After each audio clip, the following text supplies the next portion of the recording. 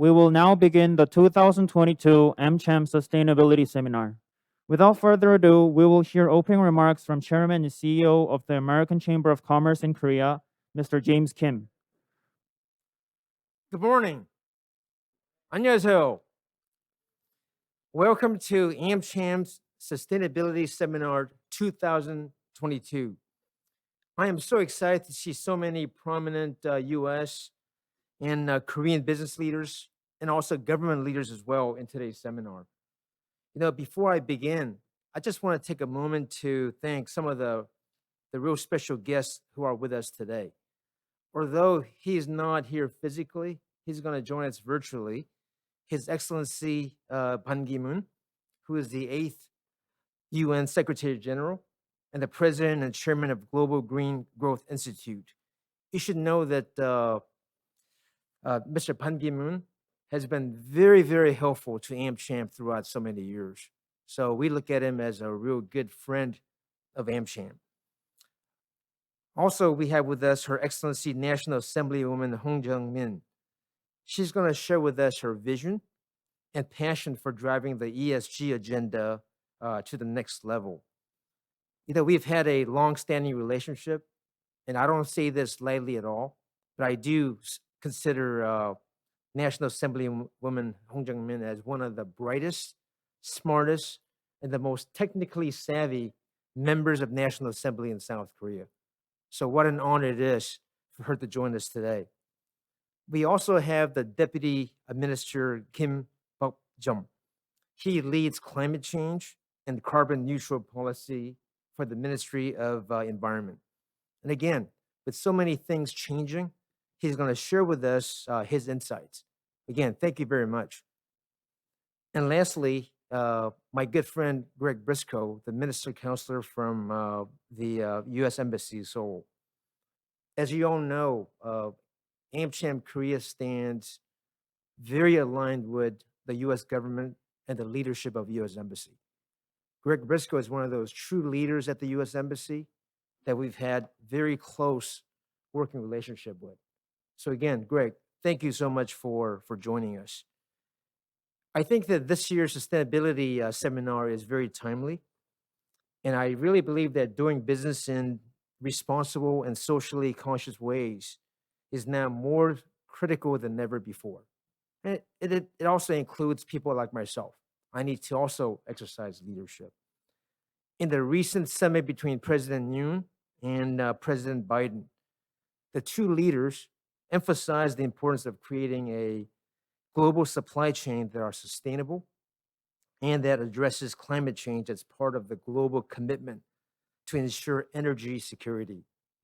I've been part of the different presidential visits in South Korea, and I was fortunate to witness personally the dinner events between President Yoon and President Biden. I can tell you that the chemistry between the two leaders was really, really special. In fact, look at the time that they spent together. Almost every meeting, the two presidents spent time together. So for me, it's a lot of affirmation on the powerful partnership between President Yoon and President Biden, and also between Korea and the United States. So now, as we focus more on how we get to the next level, ESG is going to be a very important part of what we all do. I think you all know that AMCHAM has around 30 committees, and one of our most important committees is the ESG committee. So you're going to see us even, very, very engaged and more active. And the topic of today's seminar addresses a very important aspect of this trend, and it's about solutions for ESG risk factors. And many of the speakers are going to talk about that today. So it's very, very important that we are all aware of what those risks are, and the leaders here who will speak on the topic can really educate all of us. Today, we're so fortunate to have an outstanding lineup of speakers from both public and private sectors.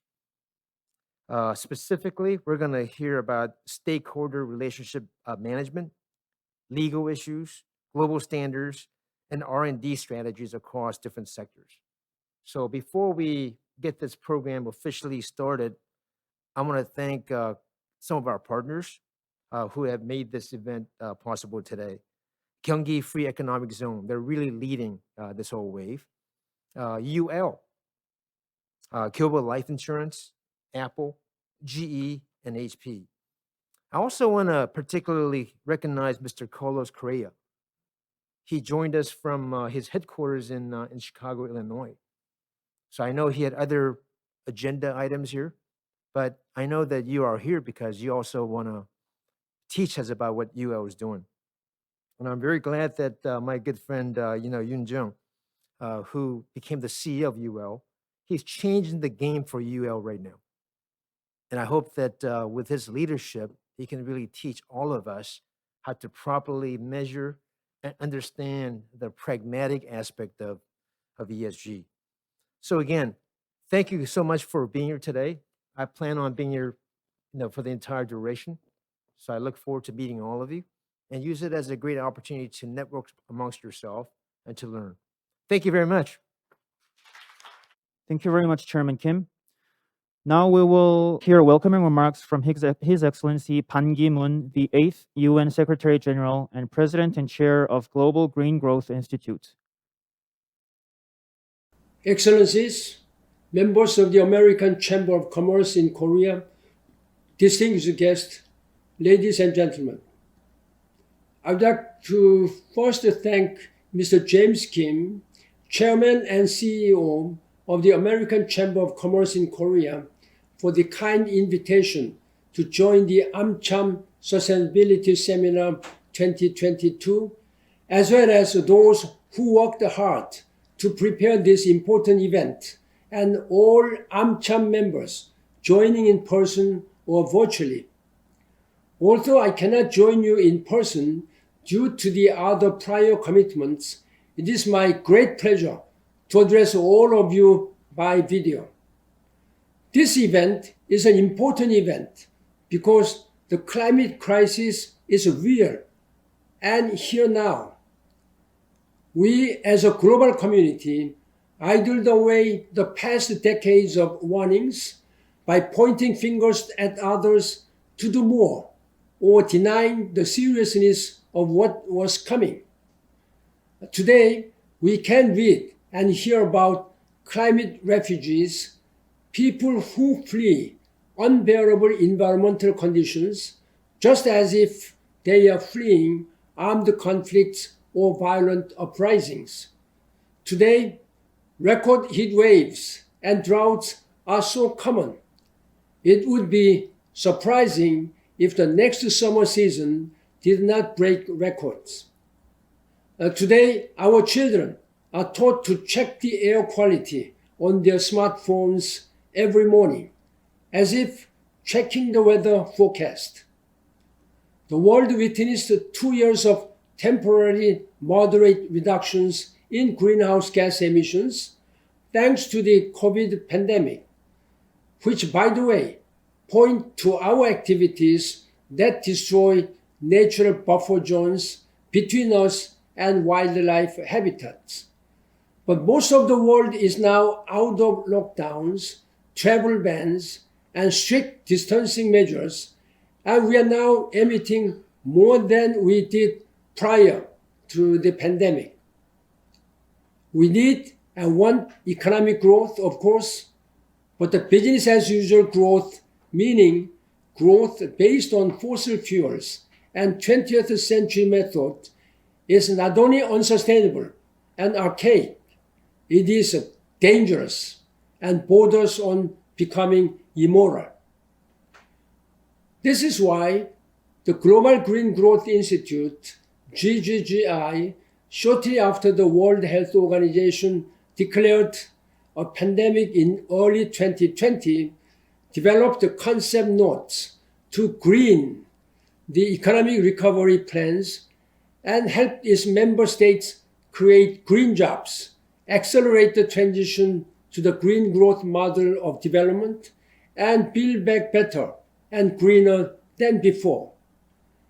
As you may know, I spent 50 years as a diplomat with the Korean government and the United Nations. I can attest that governments and international organizations cannot tackle the climate crisis without businesses. In fact, the situation is so grave and urgent that we need everyone, governments, businesses, academia, and civil groups to work together across national borders, political aisles, industries, and language barriers and cultures. And the private sector plays a crucial part. And this is why you, the decision makers and influencers in the private sector, are so important.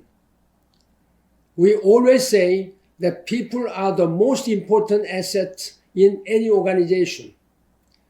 We should always remember that all of us are also consumers, family members, and individuals who are impacted by climate change.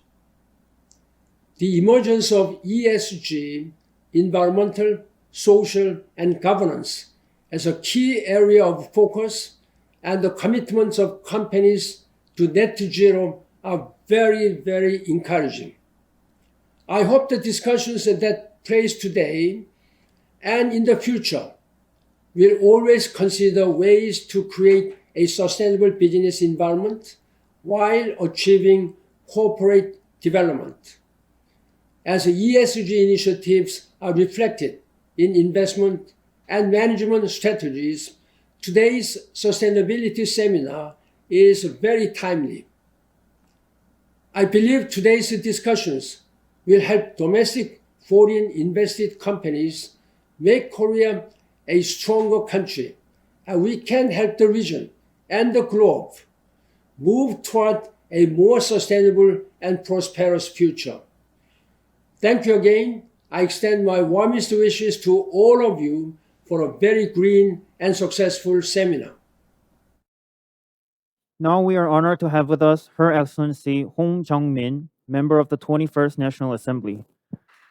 예, 오늘 이렇게 지속 가능한 환경 조성하고 그리고 기업 발전을 동시에 달성하고자 열린 세미나의 개최를 진심으로 축하드립니다. 그리고 오늘 행사를 주최해 주신 우리 제임스 킴 회장님을 비롯한 암참 관계자분들, 그리고 오늘 주제인 기업들이 극복해야 할 ESG 각 부문별 리스크 요인과 극복 과제에 대해 말씀해 주실 발제자, 그 토론자 분들께도 미리 감사의 말씀을 드립니다. ESG 이슈의 중요성과 사회적 관심이 증가하면서 기업의 ESG 관리에 대한 기대가 높아지고 있습니다. 정부에서도 그렇고요. 시민들도 그렇게 기대하고 있는데요. 우리나라도 오는 2025년부터 일정 규모 이상의 상장사에는 ESG 공시 의무화를 도입하게 됩니다. 이렇게 ESG 경영이 기업에 있어서 성장은 물론이고 생존과도 직결되는 핵심 가치가 되었습니다. 뿐만 아니라 국제사회가 UN 총회에서 2030년까지 지속 가능한 발전 목표를 달성하기로 결의하면서 우리 정부와 기업은 함께 머리를 맞대고 우리 사회의 지속가능 발전을 크게 위협하는 외부 여건에 대응해야 하는 상황입니다. 특히 기후변화는 국제적인 관심과 민감도가 높기 때문에 각 기업들은 환경 분야 리스크를 최소화하기 위해 촉각을 세우고 있습니다. 이전에는 단어조차 생소했던 탄소 중립 이슈가 모든 기업들의 의무적 검토 사안이 된 것입니다. 그래서 저는 오늘 이 자리가 굉장히 뜻깊고 감사하게 생각되는데요. 사실 반기문 총장님도 이렇게 축사 많이 들었는데 직접 뵀으면 더 좋았겠지만 관심 가져주셔서 너무 감사하고, 이렇게 또 환경부 김법정 실장님도 오시고 또 주한미국 대사관에서도 그레고리 브리스코 상무공사님 와주셔서 이 관심 보여주신 것도 너무 감사합니다. 그만큼 이렇게 정부와 국회 그리고 기업, 해외 각국에서 같이 서로 의견을 나누며 성공적인 ESG 경영 체계를 도입하자는 의미로 마련됐다고 저는 생각이 들고요. 이번 자리에서 ESG의 현업에 계신 분들이 현재 상황을 공유해 주시고 또 극복 과제에 대해 논의하고 다양한 의견을 개진해 주셨으면 하는 바람입니다. ESG가 함의하는 것은 결국 기업의 지속 가능성을 넘어서 우리 사회 모두의 지속 가능성에 대한 것이라고 저는 생각합니다. 정부, 국회, 기업이 모두 공통적인 문제의식을 가지고 함께 나아갈 방향을 만들어야 합니다. 저 역시 국회에서 국내 ESG 생태계 조성에 대한 지속적인 관심과 정책적인 노력을 아끼지 않겠습니다. 이 자리에 함께해 주신 모든 분들께 감사를 전하며 제4회 암참 지속가능성 세미나가 앞으로 ESG 경영 바람이 가져올 변화에 대비하는 소중한 마중물이 되기를 바랍니다. 다시 한번 오늘 세미나 개최를 진심으로 축하드립니다. 감사합니다. Thank you very much. Now we will hear remarks from Deputy Minister Beob-jeong, who oversees the climate change and carbon neutral policy at the Ministry of Environment. Good morning. My name is Beob-jeong Kim, and I'm a Deputy Minister of Environment for Climate Change and Carbon Neutrality. It's my honor to be invited to this 2022 AMCHAM Sustainability Seminar and deliver this speech. Thank you, Mr. James Kim, the Honorable Chair of AMCHAM, for hosting this meaningful event. And thank you, Honorable Member of Assembly, Ms. Jungmin, and distinguished guests for joining with us today. Climate change is existential crisis of our time. Countries in the world are increasingly paying attention to sustainability and newly defining the roles and the responsibilities of businesses accordingly. Environmental, social, and governance was first introduced back in 2004 by a UN Global Compact report titled Who Cares Wins. This concept has started to diffuse since 2006, when the UN Principles for Responsible Investment incorporated the ESG. In 2020, Mr. Reddy Singh, the CEO of the world's largest investment firm BlackRock, announced to integrate the ESG criteria in the company's investment decisions. Last year, he once again asked global CEOs to disclose their corporate net zero plans if they want investment. In response to the growing interest and the demand for a set of standard ESG index, the IFRS Foundation organized the International Sustainability Standards Board. And the board is now working on new global ESG disclosure standards with a view to introducing them by the end of this year. As such, we are coming into a new era where non-financial elements such as climate and environmental sustainability not only affects but also actually determines the value of enterprise. By now, more than 130 countries around the world joined the pledge to becoming carbon neutral. Major economies, including the US and the EU, have increased their 2030 climate ambitions. Korea announced 2050 carbon neutrality in 2020 and enhanced its 2030 NDCs from 26.3% to 40% last year. More than 370 companies around the world, including 19 Korean enterprises, have joined the RE100, which is an initiative of businesses committed to 100% renewable electricity. The Ministry of Environment is trying to support businesses to take the global trend of ESG as an opportunity to enhance their competitiveness, focusing on the environmental dimension. Last year, we have released the K taxonomy guideline, which is to help investors and stakeholders understand what green economic activities are. Going through a pilot application this year, the K taxonomy will be officially applied from 2023.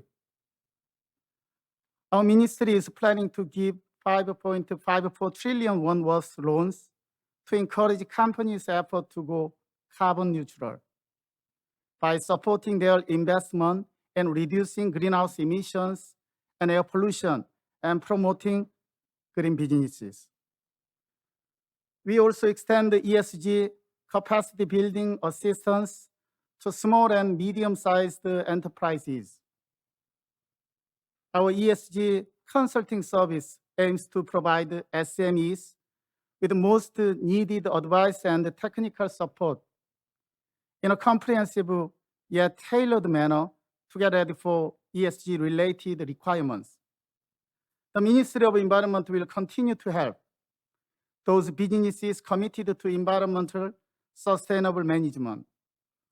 We will come up with effective policy programs to support the green business champions to win greater investment and market recognition. This seminar will share ESG cases and best practices and present expert views from different sectors. The knowledge and insights you exchange at this seminar will be of great help to Korean government when it develop and implement ESG policies. I hope for many constructive discussions today. Thank you for your attention.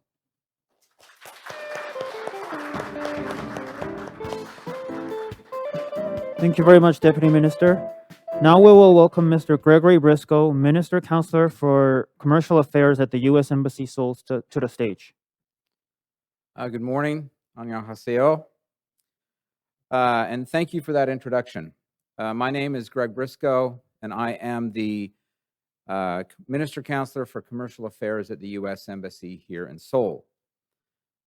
I want to thank the American Chamber of Commerce for inviting me to present here today to offer these remarks at this event.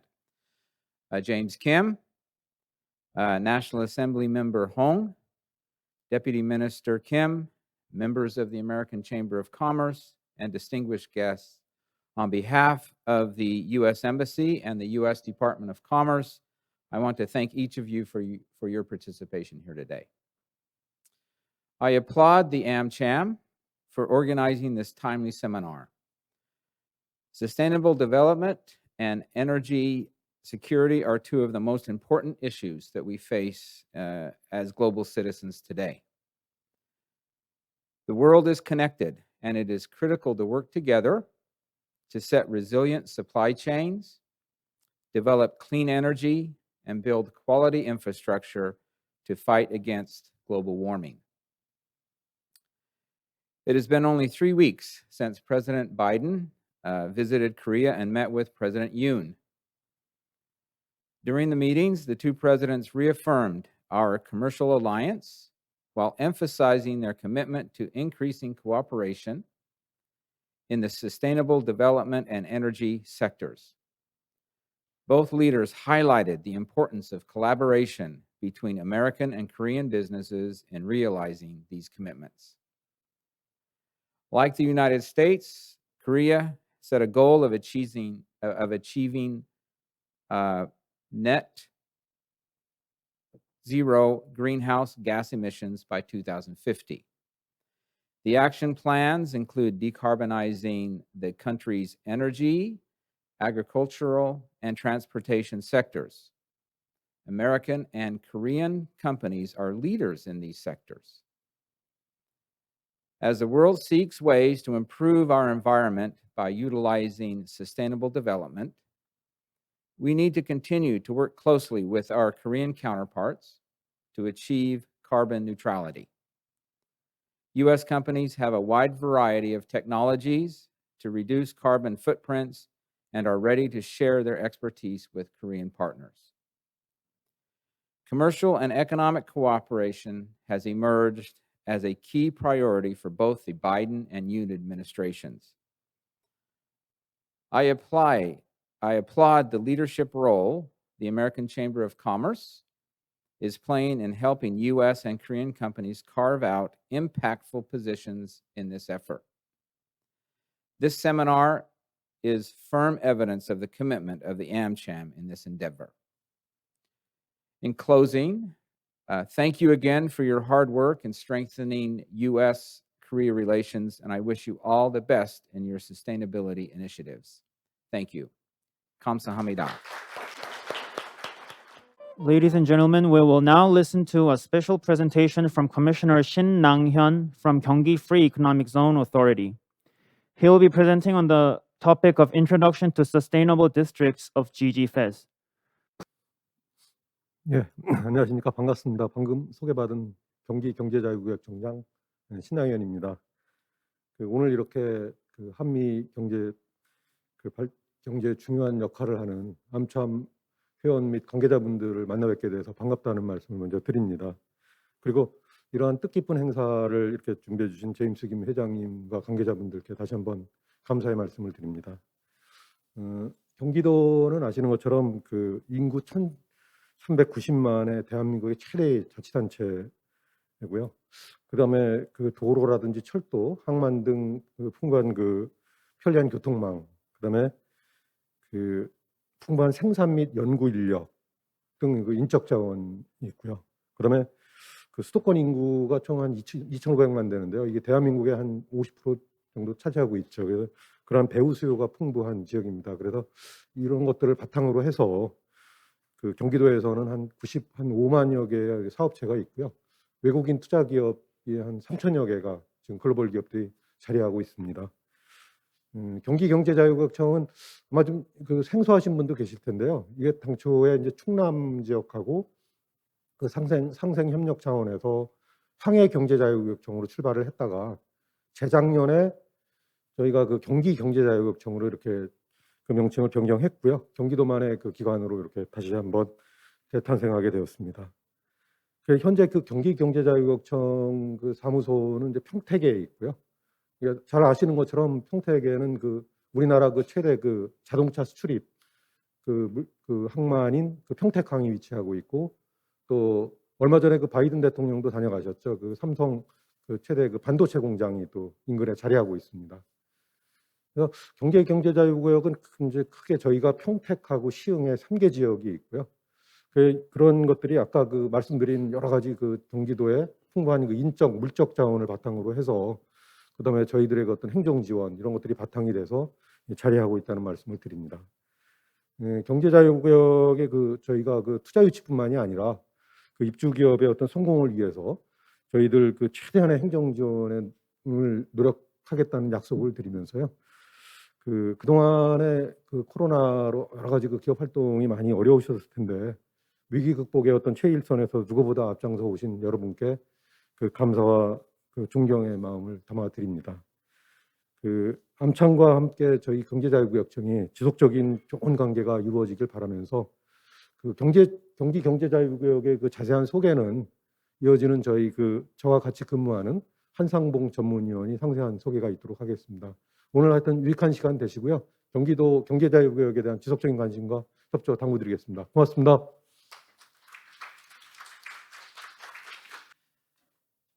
경기경제청의 한상봉 전문위원입니다.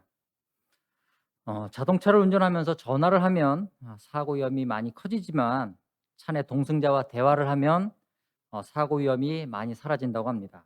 그 이유가 동승자가 나와 주변 상황을 공유하고 있기 때문에 위험을 미리 방지해 준다고 합니다. 마찬가지로 여기 계신 대표님들께 사업에 대해 공유하고 주변 상황을 적절히 이해해 주는 동승자가 있다면 사업이라는 여정이 안전하고 또한 즐거워질 것이라 생각됩니다. 불확실성이 증가하는 요즘 여러분의 사업에 진정한 동승자 역할을 하는 경기도의 경제특구 경기경제청의 지속가능한 개발 사업을 소개하고자 합니다. 저는 오늘 첫째로 경기도의 경제 현황에 대해, 두 번째로 경기경제청의 개발 현황, 마지막으로 저희 개발지구에 대한 투자 제안을 드리도록 하겠습니다. 첫 번째, 경기도의 경제 현황입니다.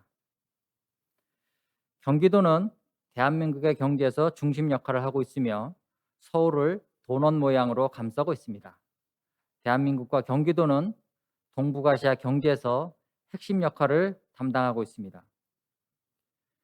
우리나라의 경제 지표를 살펴보면 한국은 무역 규모 세계 8위, 상장 기업 수 약 2,200여 개로 세계 7위에 해당되며 GDP 규모는 약 1.6 트리리언 달러로 세계 12위를 달성하고 있습니다. 조금 지역을 좁혀서 경기도의 경제 현황을 살펴보면 우리나라 인구의 약 26%인 1,300만 명 이상이 거주하고 있고 우리나라 GDP의 25%를 담당하며 약 480조 원에 해당됩니다. 약 90만여 개의 사업체가 운영되고 있고 170여 개의 산업단지 내에 약 7만 개의 공장, 그다음에 82만 개의 중소기업이 사업을 운영하고 있습니다. 우리나라에서 국제 교역 규모가 가장 크며 스타트업이 가장 활발합니다. 또한 우리나라 성장 엔진인 자동차, 반도체의 중요 앵커 기업이 경기도에서 사업을 진행하고 있습니다. 경기도에는 약 17,000여 개의 연구소에서 다양한 분야의 연구가 진행되고 있고 그래서 반도체, 자동차 등 첨단 산업의 공학 분야, 고급 인력이 풍부합니다. 이러한 풍부한 인적 자원은 미래 먹거리에 대한 다양한 연구와 사업의 기회를 가능하게 합니다.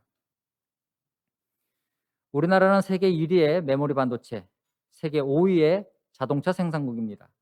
특히 경기도에는 70%의 반도체 관련 기업과 약 40%의 자동차 관련 기업이 집적화되어 있습니다. 우리나라를 지탱하는 반도체와 자동차 산업 클러스터가 있어 관련 분야에서 사업의 기회를 잡기가 매우 수월합니다.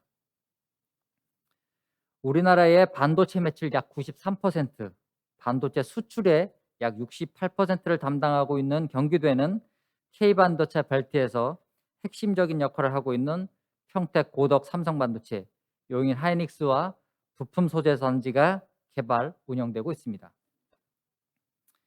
자동차 산업과 배터리 산업에 대해 국내 앵커 기업이 대규모 투자를 발표하고 있고 특히 현대 기아 자동차에서 약 73조 원을 투자할 예정이며 SK, LG에서 배터리, 수소, 전장 분야에 대해서 투자가 진행될 것입니다.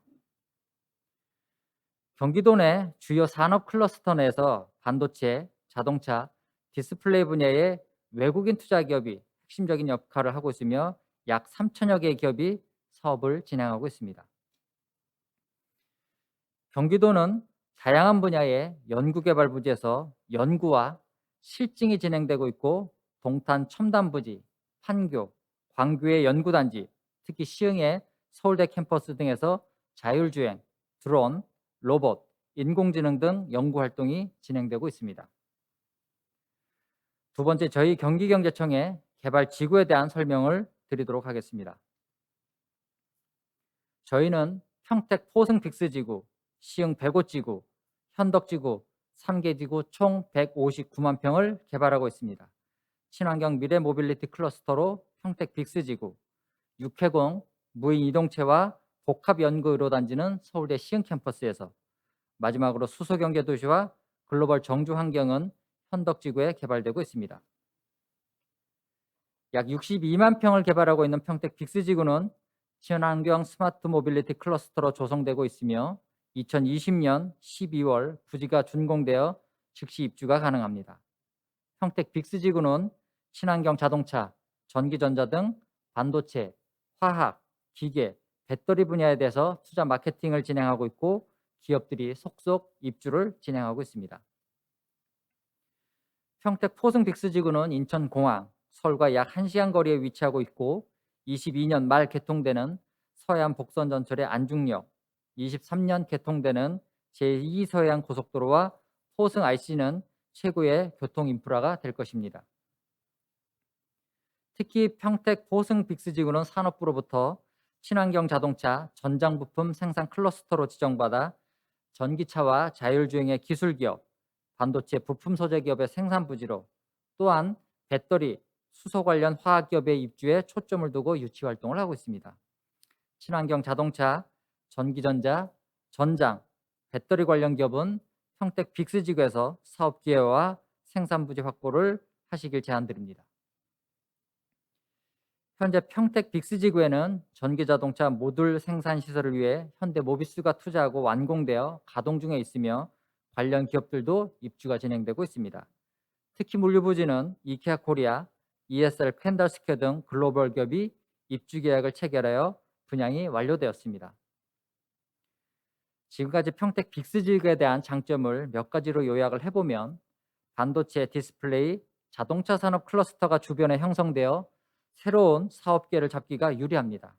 또한 평택항 주변의 대규모 개발로 미래 가치를 실현할 수 있고, 특히 평택 빅스지구는 주변 산단 대비 약 25% 이상 저렴한 분양가로 투자의 매력도를 높여주고 있습니다. 두 번째, 시흥 105지구는 2027년까지 시흥시와 서울대학교가 개발 운영하며 총 27만 평 규모의 육해공 무인이동체 연구센터와 서울대병원과 연계한 복합의료 단지로 조성됩니다. 시와 MTB, 시흥 스마트 허브 국가산단과 연계해서 산업협력으로 공동연구 및 실증단지로 개발이 됩니다. 현재 105지구에는 미래 모빌리티 센터, 무인 이동체 연구동, 시험 수조 연구센터, 그다음에 드론 복합 교육 시설이 완공되어 운영되고 있고, 자율주행 트랙도 준비가 완료되어 있습니다.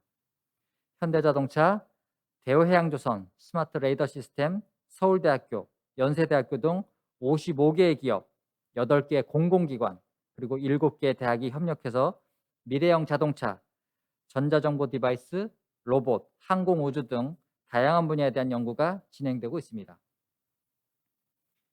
인공지능과 로보틱스를 활용한 최첨단 미래병원 조성을 목표로 진행되는 의료바이오 복합단지는 1단계로 2만 평 규모의 800병상 서울대 병원이 설립되고, 2단계로 뇌인지 바이오헬스 복합단지로 조성될 계획입니다.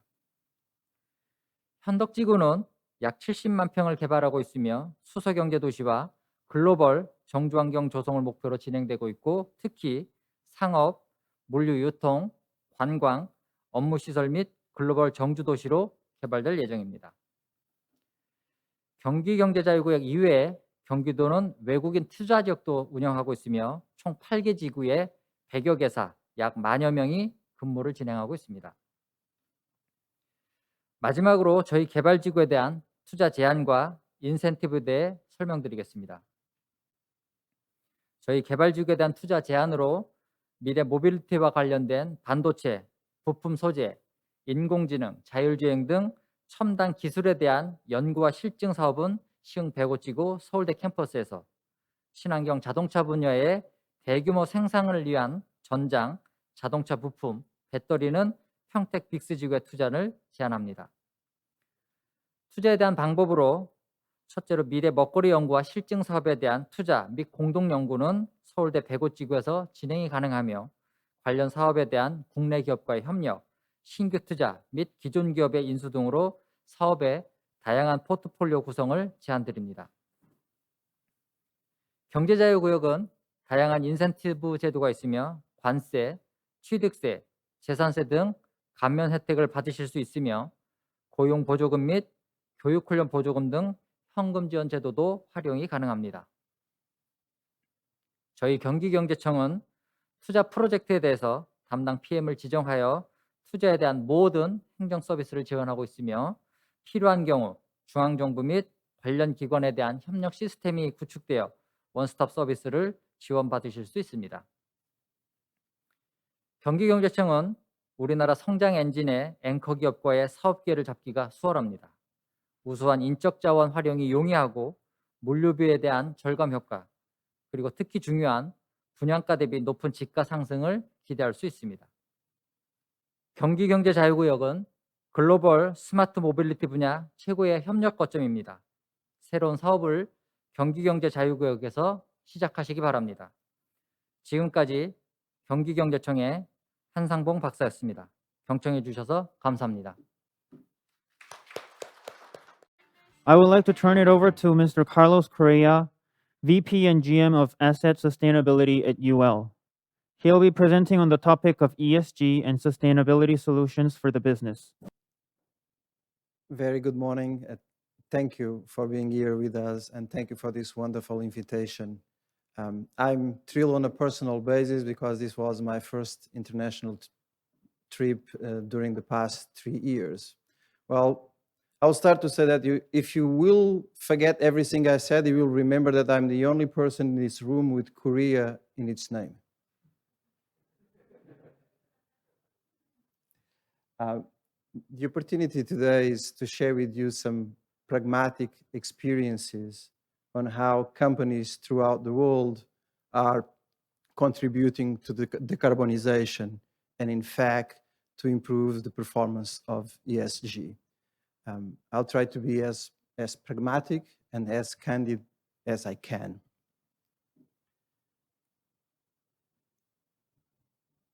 I'm originally European, have lived in Japan for a number of years, and I'm also American with dual citizenship. So that offers me a perspective about the social and the cultural aspects and the practical implementations of environmental governance and social issues, maybe from a different background, as I can mix a number of areas.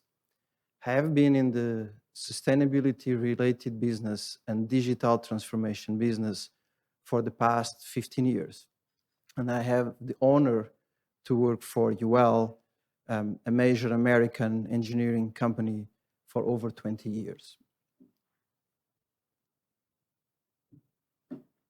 I thought that the best way to start to talk about business is to avoid business and reflect on our own personal journeys. So if you just step back and you remember you wake up likely today and one of your first gestures was to touch one of your smart gadgets. Somehow you left home and you use a medium of transportation to go somewhere. And either in the morning or as soon as you arrive to the office, not necessarily today, you have consumed a ton of data. Some of the examples I want to share with you today is how companies that are in those three areas of businesses are effectively impacting sustainability. And each one of us, by what we do every day, are also contributing to have a more sustainable and eco-friendly world. A little bit about UL. Some of you may know us well, some of you may be the first time. We are a global safety science leader. Our team is made of scientists, engineers, innovators, people that like to solve problems, use a scientific approach, but absolutely foster and drive innovation. There are three areas of expertise that we focus as a company: safety, security, and areas related to sustainability and their impacts. I will focus today on the area around sustainability, but I will take the opportunity to say that we have over 300 colleagues of mine, led by Yong, which hopefully you can meet throughout the break, that are serving the Korean economy, particularly in everything that has to do with export through many parts of the world.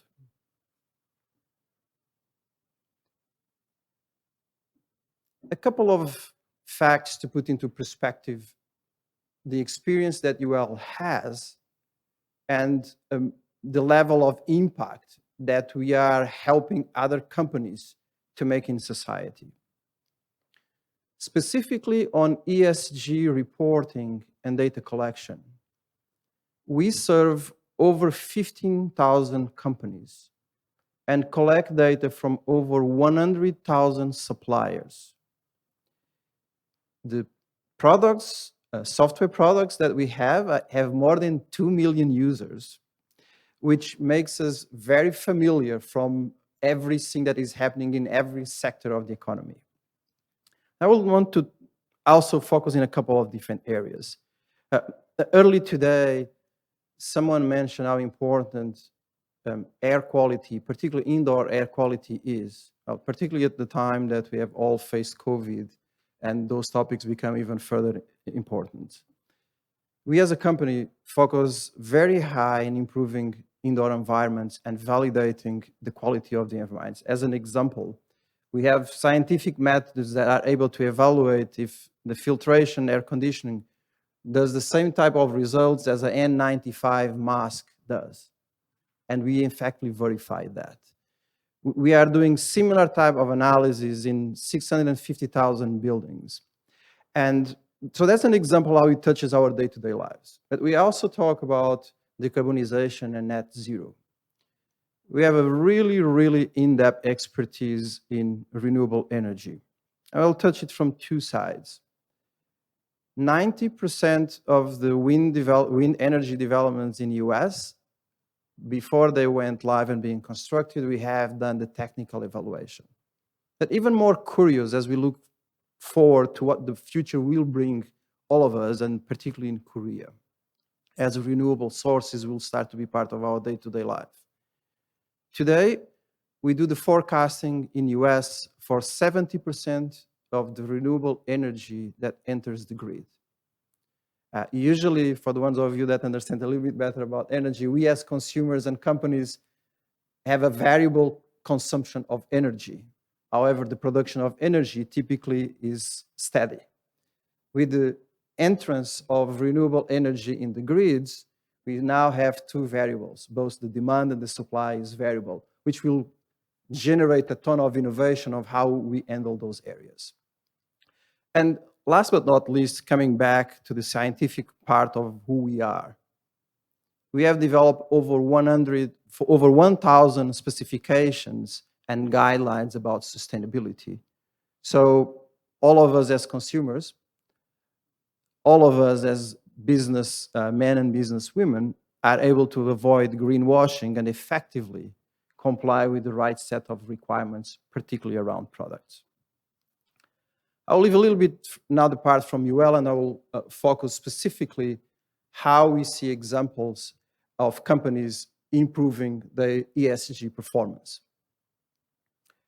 And in addition to my name being Correia, and you can laugh again, so you remember that, and some facts that you know about UL, from a global perspective, I will appreciate if you remember that the demand for improved performance on ESG is real.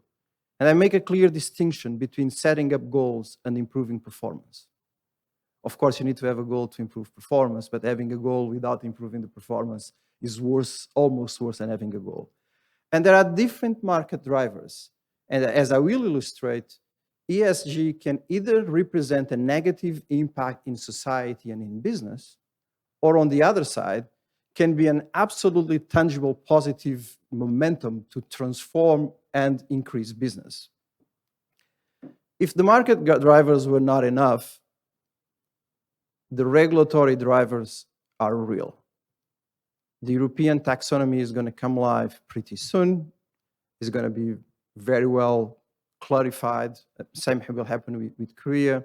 And in Europe is expected to impact almost 50,000 companies and all their suppliers, or most of their suppliers.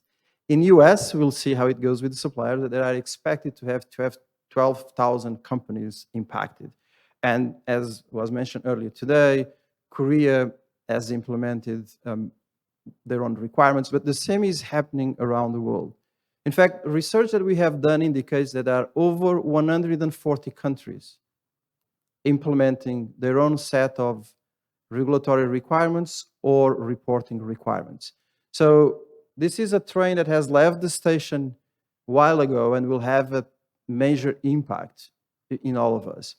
In fact, there is a very curious, a very close friend of mine that says that transformation that we have seen into the IT sector, in which went from hardware to technology to disruption in business models, and you can see that evolution.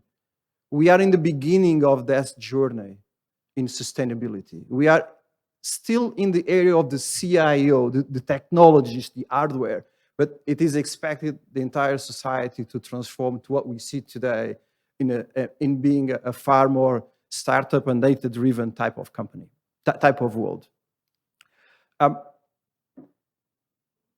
Most of you are from companies, so you do know the impacts that you have seen. I will highlight in here one key element. Recent research from the World Economic Forum, out of 45 companies, that are invested almost $15 trillion in research, in innovation, in changing their products, in changing their business models, in transforming the world. And this is out of 50 companies. Now let's scale this on a global basis. And I want to quote in here 2 examples. The first, Samsung, that is very dear to my heart, as I've been working with Samsung for the past 15 years, and UL for much longer than that. Samsung has already 95% of recycled waste, completely transforming the cost structure, but also transforming the suppliers that serve them, and ups and downstream, everything else that has to do with waste and savings by avoiding waste management. One other interesting company that we work is Nestle. They effectively have reduced water consumption by 41%, have dramatically increased production, and have reduced the energy while doing all those areas. So those are not theoretical, those are practical, measurable elements of companies that are being super successful.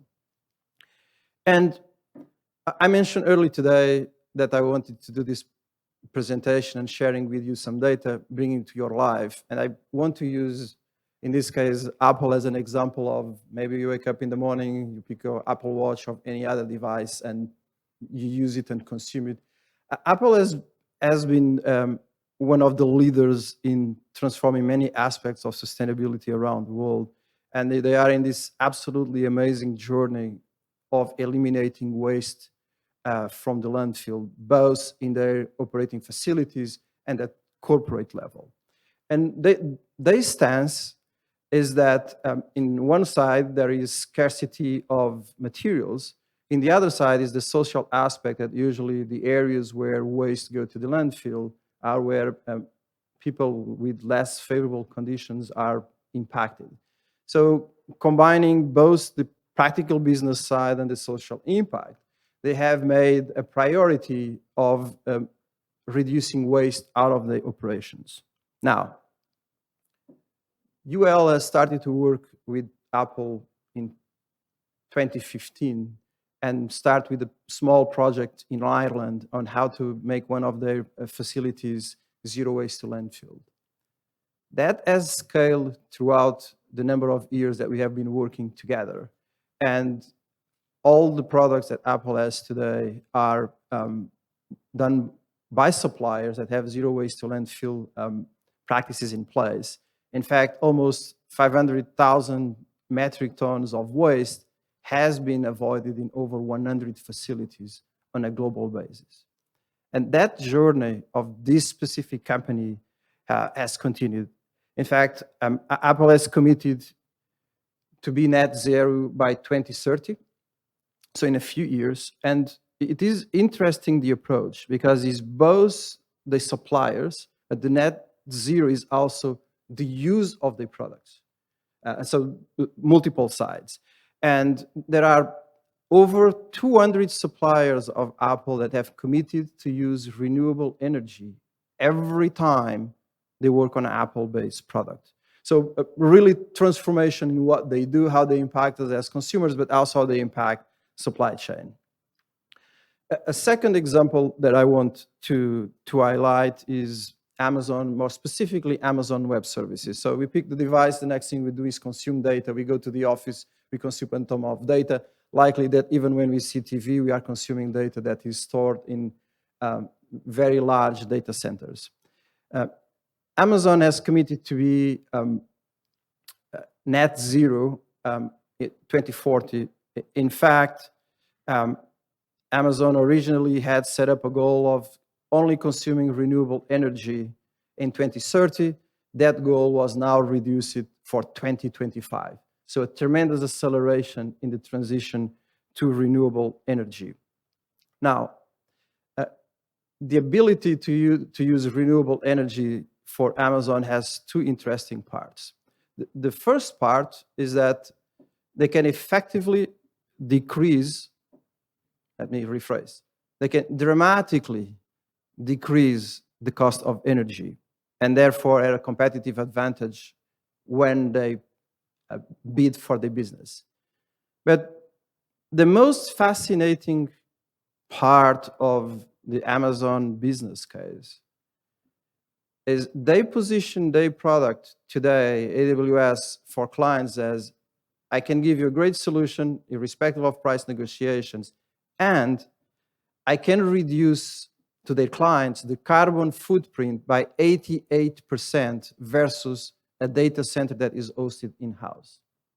So I think this is a great way to think, and I think is a case, not specifically because it's Amazon, but the way of thinking is not about reducing cost. It is reducing cost and making more business and changing the business model and having a tremendous impact in the supply chain.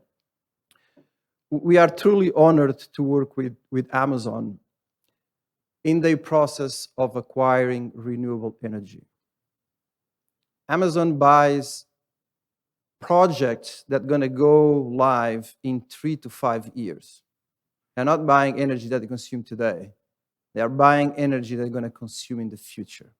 And as we think on the goals that exist in Korea and throughout the world in societies to go to net zero, I would say that is a really good best practice for large companies to start to think on how do I invest in the energy of the future, to buy the energy of the future, to reserve the energy for the future, rather than simply doing it for today. The last example I want to share is about the facts of mobility and transportation. Volvo is quite interesting, and when I say Volvo, we can think about any other mobility-related company. The greenhouse gas impact, 96% of it comes from the use of their products. Not the production of their products, not the supply chain of the products, but the use of the product. And I'm sure that there are many of you in this room that work for companies that the reality is the same. In ESG world, this is called Scope 3, which means how you use with your suppliers or with your clients. The ability to impact performance of ESG in suppliers is super important and super critical. And in fact, Volvo does a really good job in saving from their suppliers at really large amounts. In this case, we are quoting $100 million US. But most important, in work collaboratively through both their suppliers and their clients as they get into more and more electrical vehicles.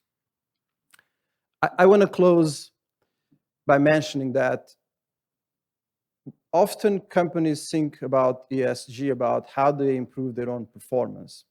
And the same way I mentioned that for us as consumers, we are part of the value chain of the ESG of someone else. The same thing happened to every single company where you work, city, government, or municipality. We are in this together. And it's some will advance faster, some will advance slowly, but in fact, it is a journey that has many, many elements. I will conclude to say that we as UL have the honor and are super humbled by seeing the experience in many companies that have improved the ESG paths, some of them starting in the design processes, some of them started in the operations or the use of energy of products, and we have developed a portfolio of offerings that effectively serve all types of experiences that companies have. And I will encourage you, if you have time, that you'll remember that my name is Correia, that this is my first trip on the past 3 years, but not joking, on a really serious tone. We have a tremendous experience in helping companies in their path and to report the ESG performance, and it will be an honor to help you and your companies to go to that journey. Thank you very much. Now we will welcome Ms. Kumjoo, EVP, Head of New Growth Engines and Government Relations at Kyobo Life Insurance for the next presentation. She'll be presenting on the topic of achieving sustainable development goals with ESGs. So good morning, everyone. As introduced, I'm Kumjoo of Kyobo Life. And first off, I would like to extend my sincere congratulations to James Kim and the AMCHAM team for putting together this impactful event. I'm extremely honored, and I would like to present to you Kyobo Life's case of what we call human-centered stakeholder relationship management. On January 14, 2021, Tim Cook was to make a surprise announcement. It was not clear what the announcement would actually entail. It was unclear if the announcement would be about a new product of Apple, but later do we find out that it is on racial equity and justice. In the run-up to Christmas, Patagonia ran a poster and a PR campaign that told customers, "Don't buy this jacket." The message was intended to encourage people to consider the effect of consumerism on environment and to purchase only what they need. So these are just some ESG initiatives by corporations to create sustainability. So my next question is, what then is a corporation? 2019, the Business Roundtable announced a statement of purpose of a corporation. It states that commitment to delivering values to customers, investing in employees, dealing fairly and ethically with suppliers, supporting communities, generating long-term value for shareholders.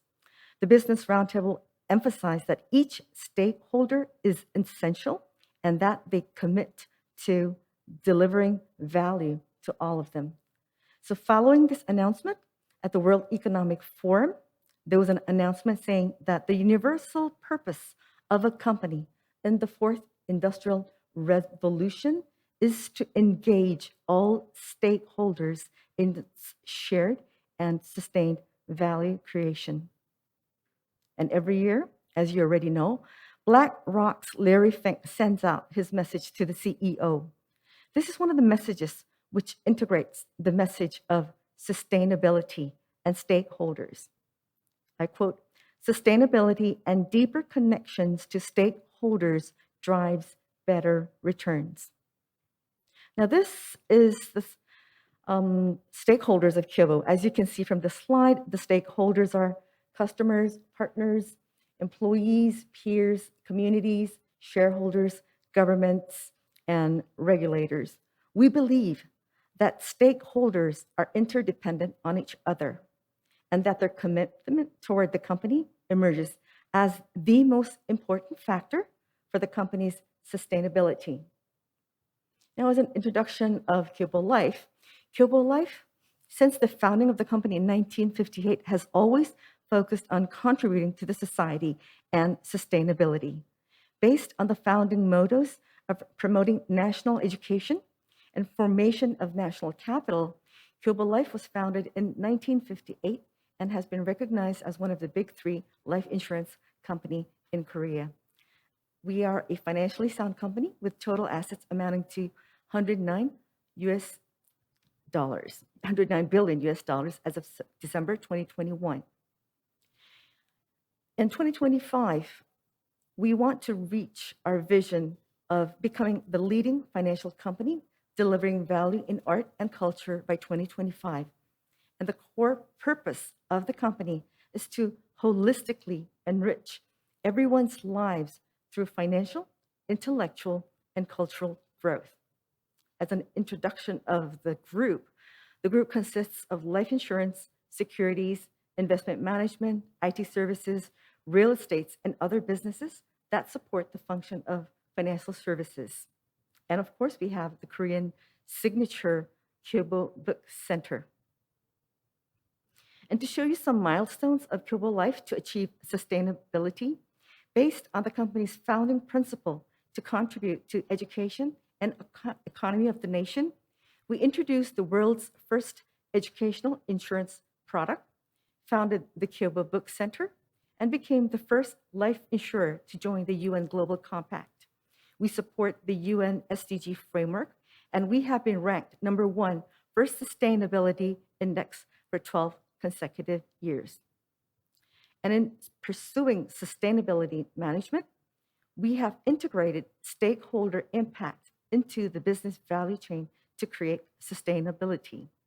In the slide, you are able to see our value chain on the left-hand side and the value created for stakeholders as an output.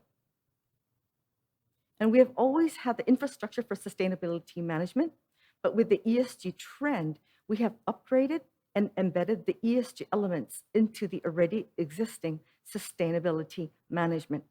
And the reason for doing this is because there were a lot of requests for information from our stakeholders, namely corporate clients, governments, and credit rating agencies and vendors. In addition, on November 3rd, 2021, the IFRS Foundation trustees announced the creation of a new standard setting board, the ISSB. And this is to help meet the increasing demand from investors for high quality, transparent, reliable, and comparable reporting by companies on environment, social, and governmental matters. And this shows our company's ESG initiatives for all stakeholders to achieve sustainability. And it is also based on the company's philosophy to take a human approach. We also rolled out an ESG roadmap this year, and we initially start with building the infrastructure and then embedding it into the power, execute, and then seeing the output by 2025. In establishing ESG strategies and roadmap is very important, but what we believe is more important is how you embed it into the culture. So we created an eco-friendly workplace and also launched Eco Together campaigns, which is aimed at protecting the environment through different campaigns. Some of the campaigns have, what we do is we create paperless environment, motivate employees to use personal tumblers, save electricity, and reduce carbon footprints. Last year, we had a campaign with Starbucks and SKC, which endows cash incentives to our employees when they bring their tumblers to Starbucks. Another way of embedding ESG is through our D&I, diversity and inclusion initiatives. It's respecting the difference of each human being to create an inclusive workplace. We currently have 2 emerging groups, one for women and one for millennials. So we conduct regular mentoring programs to help them adapt, grow quickly within the organization without suffering from any bias or discrimination. 요즘 애들 왜 이래? 이런 말 사실 언제나 있어 왔죠.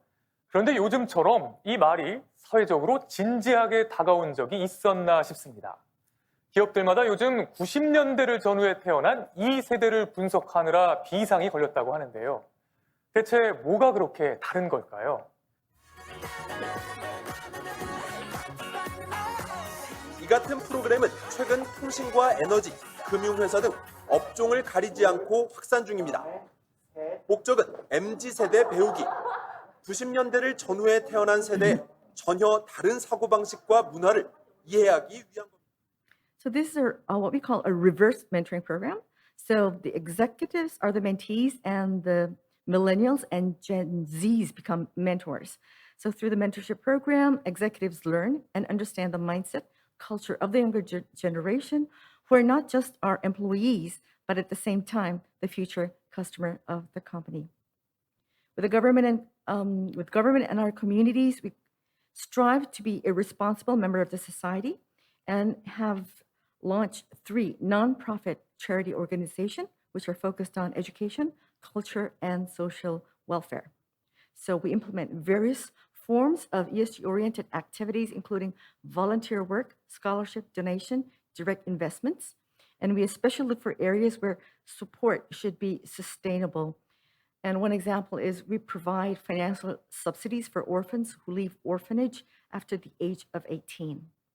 And this is a survey that we had done with our employees.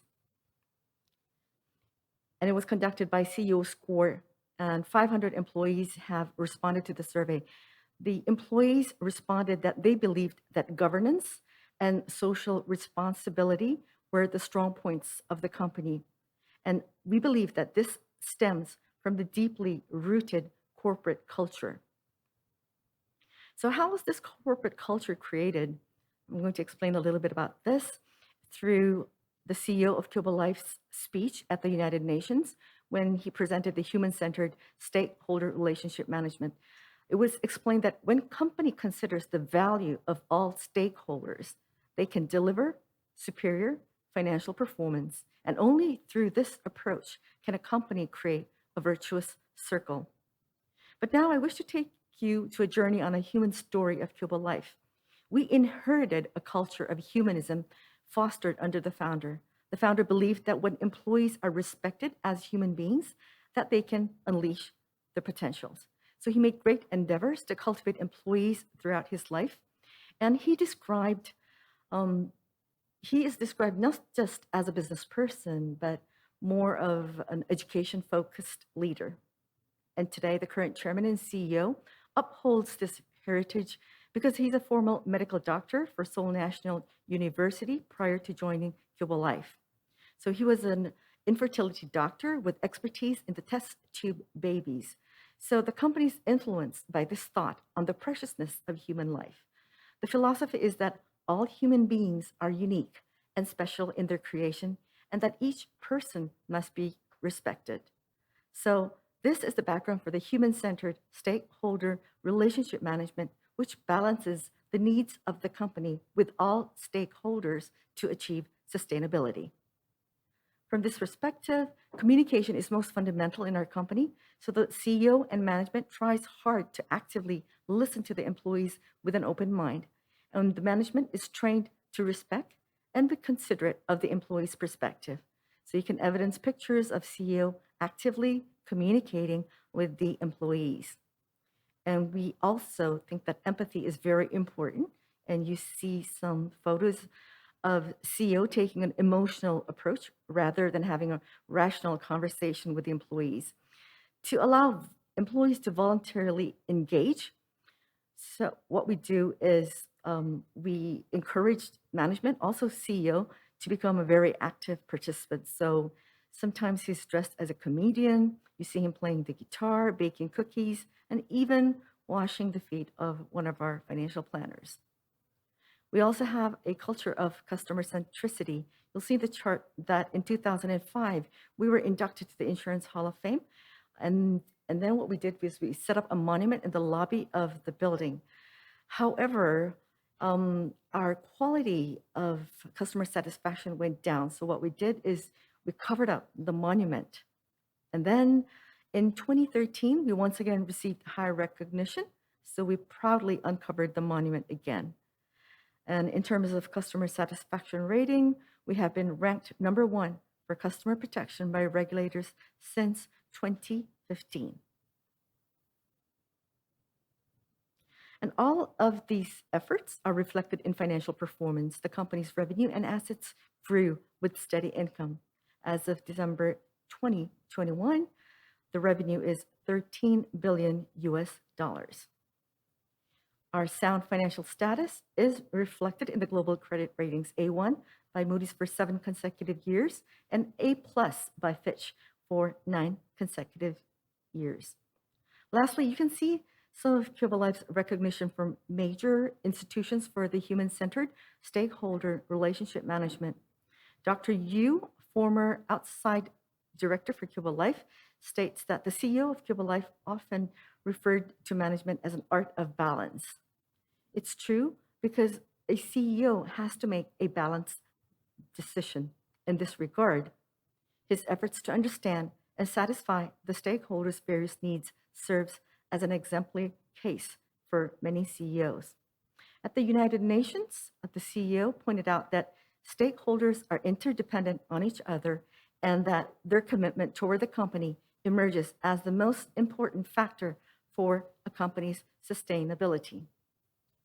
We have a principle of seeking a virtuous cycle. We say money is like shadow. When you try catching it, you cannot. But when you move forward, it follows you. Many companies pursue short-term profit rather than winning the hearts of the employees and their customers. When companies consider the value of all stakeholders, namely employees, customers, and etc., they can actually deliver superior financial performance. And only through this approach can a company create a virtuous circle where profit is maximized and all stakeholders, including shareholders, can prosper with the company. So at Kyobo Life, as implementation strategy for the human-centered stakeholder relationship management, first, we share the company's vision, core purpose, core value of the company with the stakeholders. And secondly, the company continuously maintain a good balance among all stakeholders so that no specific group sacrifices itself for the benefit of another. And third, for a good balance, the company innovates all the time to seek a what we call win-win-win relationship instead of trade-offs among stakeholders. And last but not least, Kyobo Life CEO at the United Nations speech concluded that a company's management must be all about the people, by the people, and for the people. And that ends my presentation. Thank you very much. Now we will welcome Mr. Lee Jun-yong, foreign attorney at Kim and Chang, for the next presentation. He will be presenting on the topic of ESG's legal implications and businesses' response strategies. Thank you. Good morning. And then I would like to thank you, AMCHAM and James Kim, for this opportunity for me to speak on the ESG matters. I'm the attorney, mainly working on environmental and energy issues, so I can go over the hours and hours of environmental requirements. But I would like to just share some of the S-related or the G-related requirements that you can come across when you are doing ESG management.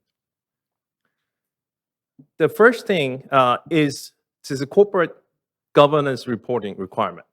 So as you probably know, that some of the listed companies are required to submit this corporate governance report to the government and then disclose this one to the public. So the government is trying to expand this obligation step by step. So they're going to the 2022 and then 24, and then starting from 25, all KOSPI listed companies are required to submit this corporate governance report. Then also, the government is trying to encourage the businesses to disclose their ESG report. Then what to disclose? That's a big question for everybody. So the KRX actually published the guidelines, so what's gonna be the ESG guidance the last year. But then now it's a voluntary disclosure, but the same thing. So going toward the 2030 is gonna be increased step by step.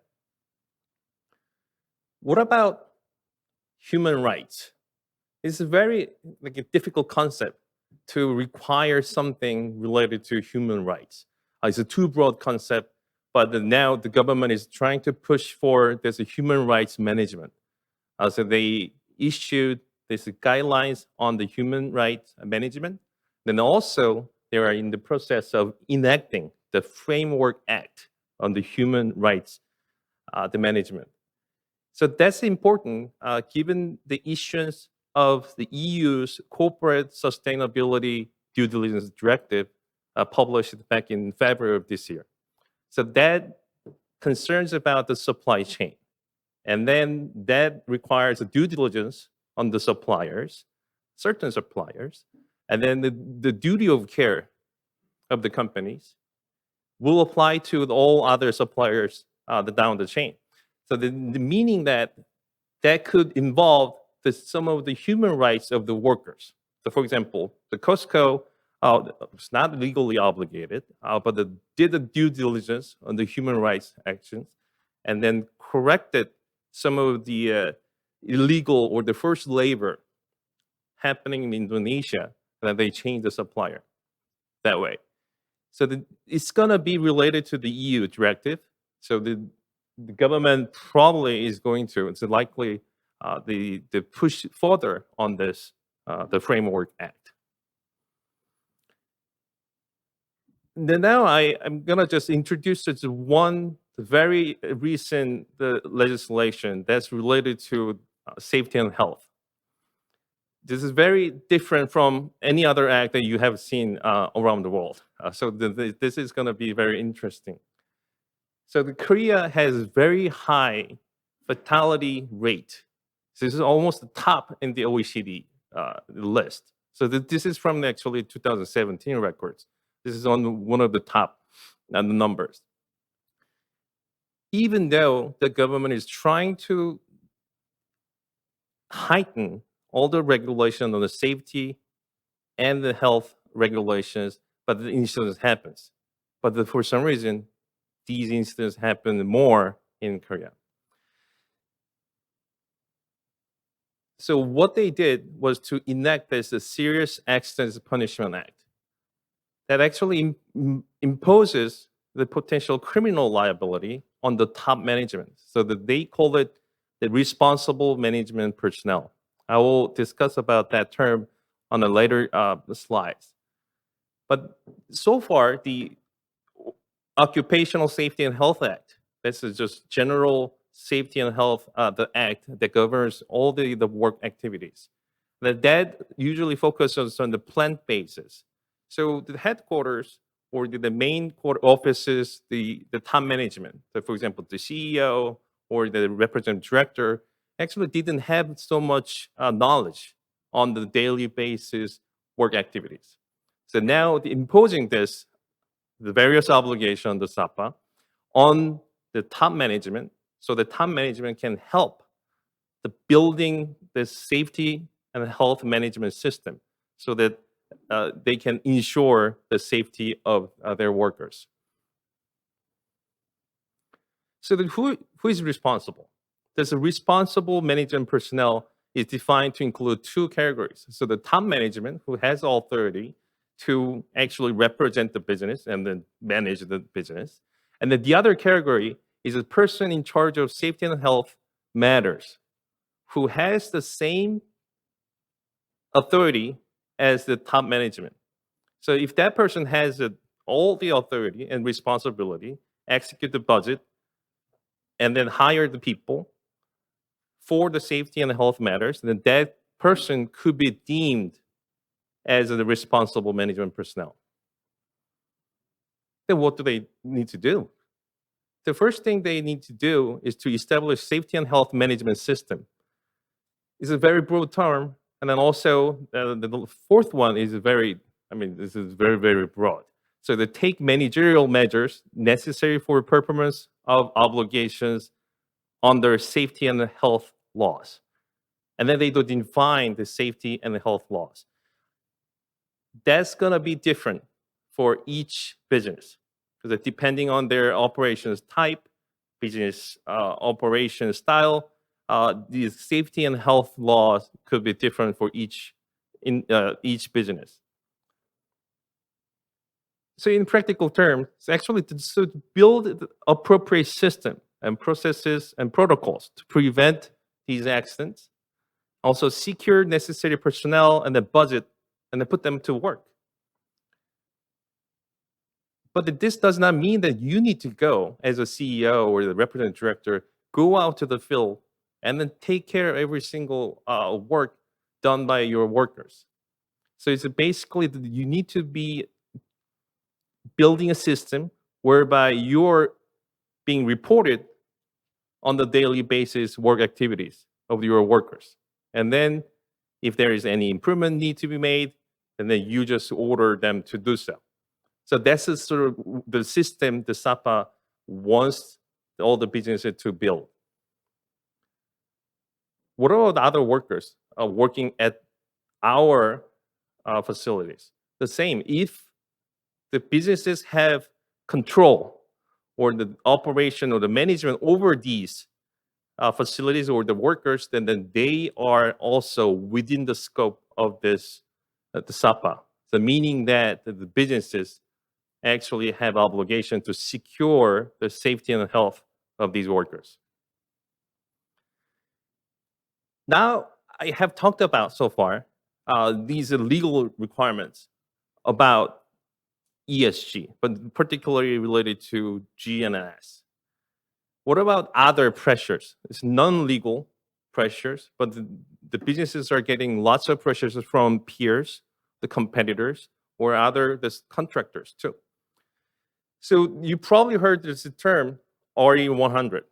Because thanks to the presidential candidates debate, now everyone, I believe, that knows this term. So the renewable energy 100%. So very broad term, and this is a global initiative. So basically says the companies are going to use, well, this is a pledge, that they are going to use the electricity generated from the 100% renewable energy. So if I'm building, let's say, the solar panels over the house or the corporation, then I'm using that electricity 100% for my entire operation, then that's going to be the RE100 or 100. But in general, that's going to be very difficult. And then somebody has to verify actually that's the case. Then how can they do so? So usually there is a government procedure verifying the electricity that I'm using is actually generated from renewable energy sources. What about Korea? So we don't have that actual system in place up until now. So then we are changing very rapidly toward this RE100 implementation. But so far, this is very difficult to do so. Then why is it difficult? So in Korea, as you can see here, the power generation goes to the market operator, and then there is going to be another entity, transmission, who is in charge of transmission, distribution, and retail. And then that goes to the power consumption, to the final consumers. The next is owned, governed, or regulated by just one entity, KEPCO. This is a government entity that regulates everything, distribution and transmission. So without going through KEPCO, you cannot buy any the electricity. So even if you have power plant right next to your business, you cannot just connect the power line and then getting power from them. That's just simply not possible. It has to be connected to KEPCO's power grid, and then you're getting electricity from KEPCO. So that's the current system. But in this system, we don't know the electricity that I'm getting is actually from renewable energy sources, right? So it's all mixed up in the grid. Then I just believe that, okay, so some percentage are from, let's say, the nuclear power. The other part was from the LNG. So that we don't know for sure that which part of my electricity came from renewable energy sources. If that's the case, it's just not possible to go toward the RE100 because there is no verification system. So the government realized this issue. And then when they announced this Green New Deal back in 2020, they included specifically this implementation of RE100. And then they identified what might be the problem. So the slide that I show here, so this is the main issue. And then they try to revise all the relevant regulations so that KEPCO, of course, the KEPCO will be there, but that there could be other ways to verify that some of the electricity actually came from renewable energy source. So KEA, the Korea Energy Agency, actually introduced this 5 implementation plan.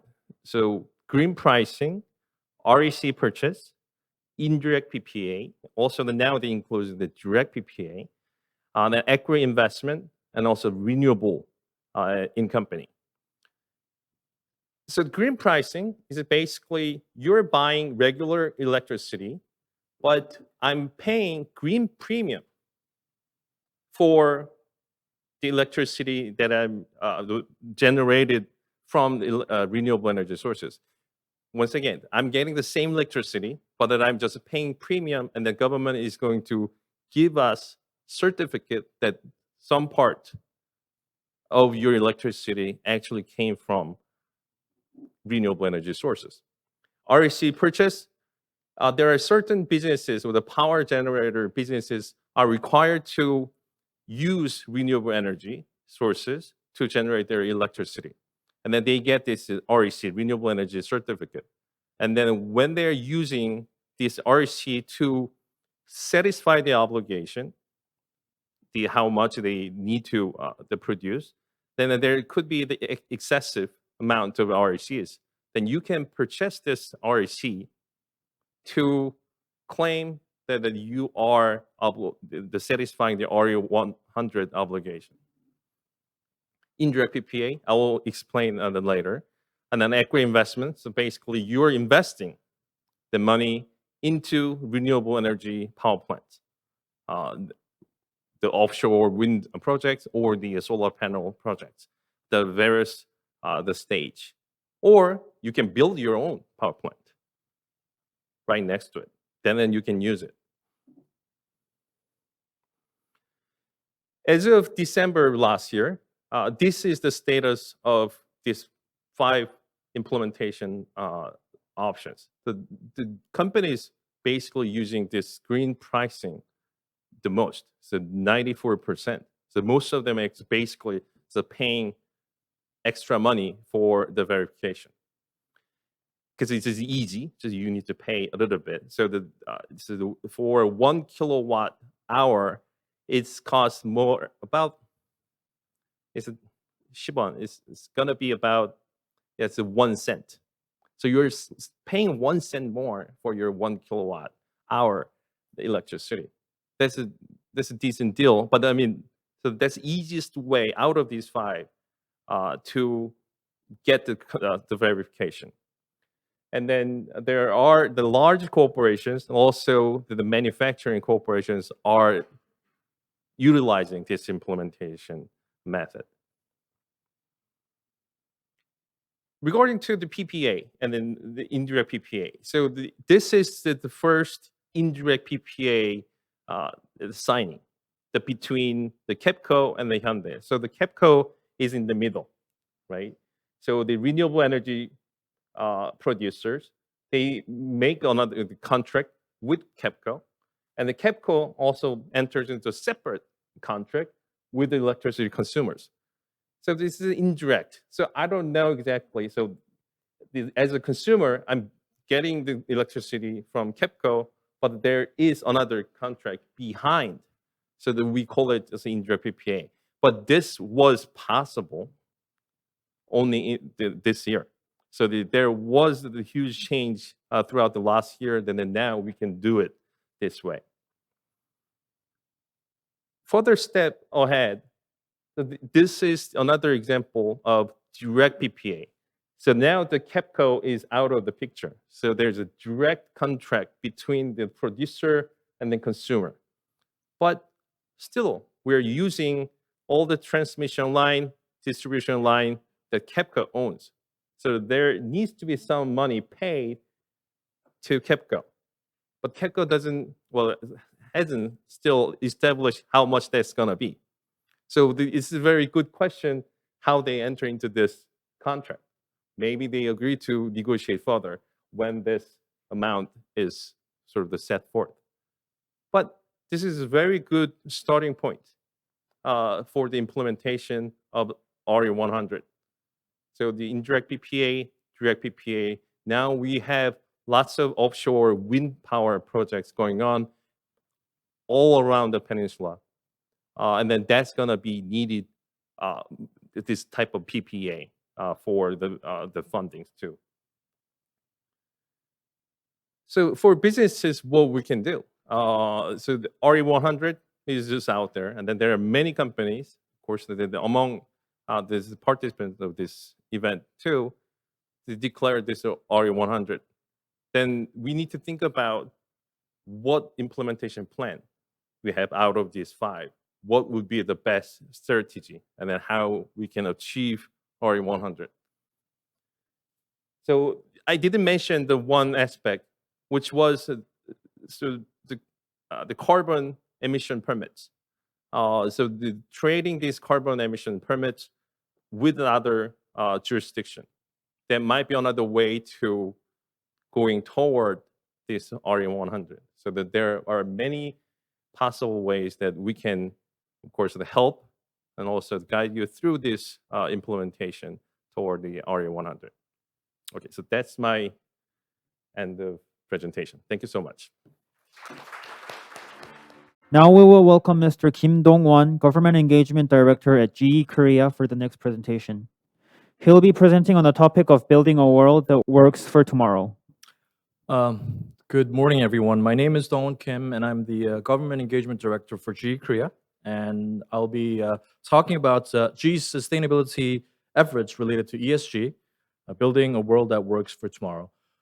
First of all, I would like to thank James Kim and AMCHAM for giving us this great opportunity to talk about GE's efforts and our sustainability goals.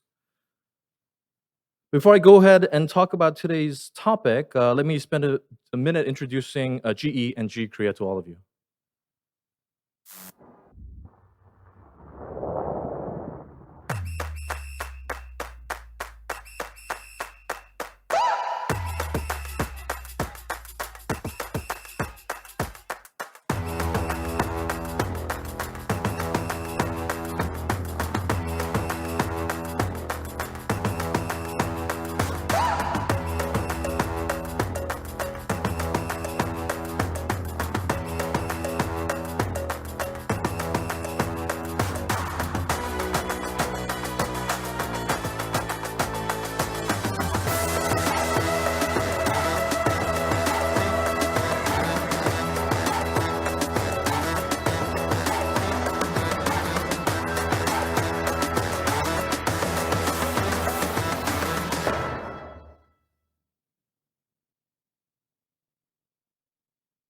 Right, I think that got your attention. GE traces back its roots back to 1878, and when Thomas Edison formed the Edison Electric Light Co. And in 1892, GE was incorporated through the merger of Edison General Electric Company and Thomson Houston Electric Company. And for 130 years, GE has achieved continuous growth through endless change and innovation. GE people are global, diverse, and dedicated to tackle global challenges in the field of aviation, energy, and healthcare. GE's history in Korea is very interesting, actually. It goes back 140 years ago. Korea's first electric lamp, Edison lamp, was lit in 1887 at Gyeonggi in Gyeongbok Palace. And since its official launch in Korea in 1976, GE has strived to achieve shared growth with Korean companies in both local and global markets by cooperating in the industries such as energy, power, aviation, and healthcare. GE is committed to providing cutting-edge technologies and solutions to help customers address their challenges. Personally, I joined GE about a year ago, but I'm very proud of GE's legacy and the direction of the company's future. As I mentioned, we're very proud of our 130-year history of leading innovation to deliver solutions that help build a better world and a more sustainable future. From Thomas Edison's first light bulb to the world's most powerful offshore wind turbines built today, GE's pioneering technologies have transformed the world and improved the lives of billions. Now, our commitment to innovation is our North Star in approaching sustainability. We are builders who are driven to create things that make our world healthier, cleaner, and more connected. As you can see from the slide, our CEO, Larry Culp, has mentioned that GE is committed to tackling the world's biggest challenges with a clear alignment to sustainability. We're a company with greater focus than ever before, embracing our future in energy, health, and flight on building the world of tomorrow. These are the three main topics that I'll be discussing today in my presentation. Let me give a snapshot of GE's reach regarding the three sectors: energy, transition, precision health, and future of flight. 1/3 of the world's electricity has been generated with GE equipment, and we serve more than 1 billion patients around the world per year with our medical technology, and we have the largest and youngest aviation fleet. We're truly a global company, as our 174,000 employees are serving our customers in over 170 countries around the world, and we have spent over $5 million in global COVID-19 relief since the pandemic began. So, what is GE's sustainability priorities? Well, we've committed to 2030 carbon neutrality regarding Scope 1 and Scope 2 emissions, which some of my fellow speakers presented. And we have an ambition to be at net zero by 2050, including Scope 3 emissions from use of sold products. We've also committed to inventing technologies for global decarbonization and sustainability. And again, I think what's important is that putting our money where our mouth is, and we've invested almost $4 billion in R&D in 2020. Now, let me talk about how we plan to innovate technologies for sustainable future, starting with the energy transition. I think this is a topic that most of you would be very interested in. Climate change is an urgent global priority. At the same time, energy demand is increasing, and roughly 1 billion people are without access to reliable power. As a company helping to generate 1/3 of the world's electricity, GE plays a central role in meeting its demand while lowering the carbon intensity of energy and making energy more resilient. GE's innovative technology and expertise help our customers meet their decarbonization goals. Our product and solutions can enable material emission reduction today, while we accelerate new technologies for higher renewable penetration and lower carbon power generation.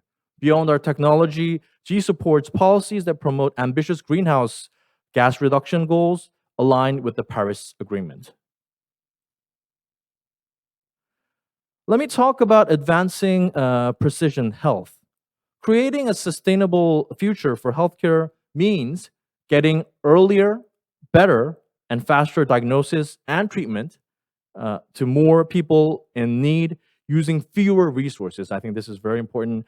Delivering on the future of healthcare is about enabling precision health, integrated, efficient, and highly personalized care. Making this a reality requires emerging clinical medicine and data science by applying advanced analytics and artificial intelligence across every possible point of the patient journey. Today and tomorrow, GE Healthcare is focused on building an intelligence-based healthcare system and a healthier and more sustainable world. And finally, developing a future of flight. Advances in engine architecture, aerodynamics, and materials developed by GE and Safran Aircraft Engine through CFM International have resulted in today's aircraft engines consuming 40% less fuel and emitting 40% less CO2 than engines manufactured in the 1970s and 80s.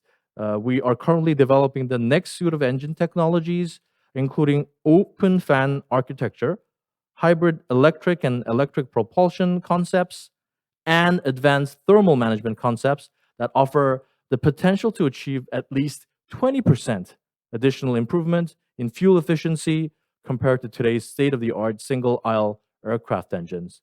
We're also supporting industry initiatives to approve and adopt 100% sustainable aviation fuel and investigating hydrogen as the zero-carbon fuel of the future. And we also did our part addressing the COVID-19. Our team pursued a two-pronged approach to the uncertain landscape of COVID-19. First, protecting the health and safety of our employees and communities. And second, of course, supporting our communities by keeping power flowing, hospitals operating, and planes flying to fight the pandemic. With our Employees Relief Fund, we helped thousands of employees around the world facing unprecedented challenges due to the COVID-19 pandemic. Also, GE Foundation contributed to global and community health and disaster relief efforts and help deliver personal protective equipment to U.S. healthcare workers in urgent need, and worked to shore up healthcare system in Southeast Asia and Africa with trainings, infrastructure, and equipment. Now, we've applied our lean principle to sustainability. Lean is a set of principles that emphasizes customer focus, elimination of waste, and ruthless prioritization of work to improve safety, quality, delivery, and of course, cost. In connection with the GE's sustainability strategy, lean is more than a contributor. Lean is fundamental to how we execute our strategy and embedded in our culture. Our lean operating philosophy supports our long-term growth strategies and helps us examine processes and continually improve them by solving problems at their root cause. Lean principles allow us to identify where we can ensure worker safety, eliminate emission, eliminate hazardous waste, reduce our footprint, and deliver essential life-saving products quickly and efficiently.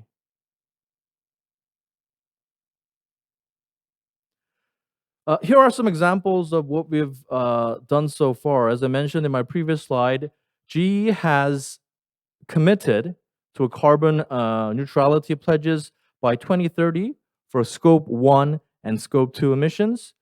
We anticipate that majority of our progress will be achieved by reducing direct emission and energy use achieved through operational investment, smart power sourcing, and elimination of waste. GE Foundation is committed up to $100 million to create the Next Engineer program, which is a global college readiness initiative to increase diversity of young people in engineering. We're setting a future ambition for GE to be a net zero company by 2050, including not just GE's operations, but also the Scope 3 emissions from the use of Seoul products, as I mentioned earlier on. Now, we look forward to partnering closely with our customers on existing and future technologies to help them succeed in meeting their own ambitions and address the world's need for reliable, affordable, and sustainable power and safe, efficient flight. We're particularly aware of the engineering challenges still to be resolved, to make the ambition of net zero a reality, and that developing solutions will require collaboration with our customers, policymakers, and other companies. However, we believe those challenges are also key strategic opportunities for our company. Our sustainability report shows the investment we are making in both our current products and breakthrough technologies. We also recognize the importance of measurement and target setting to drive progress in reducing emissions over a short time horizon as well.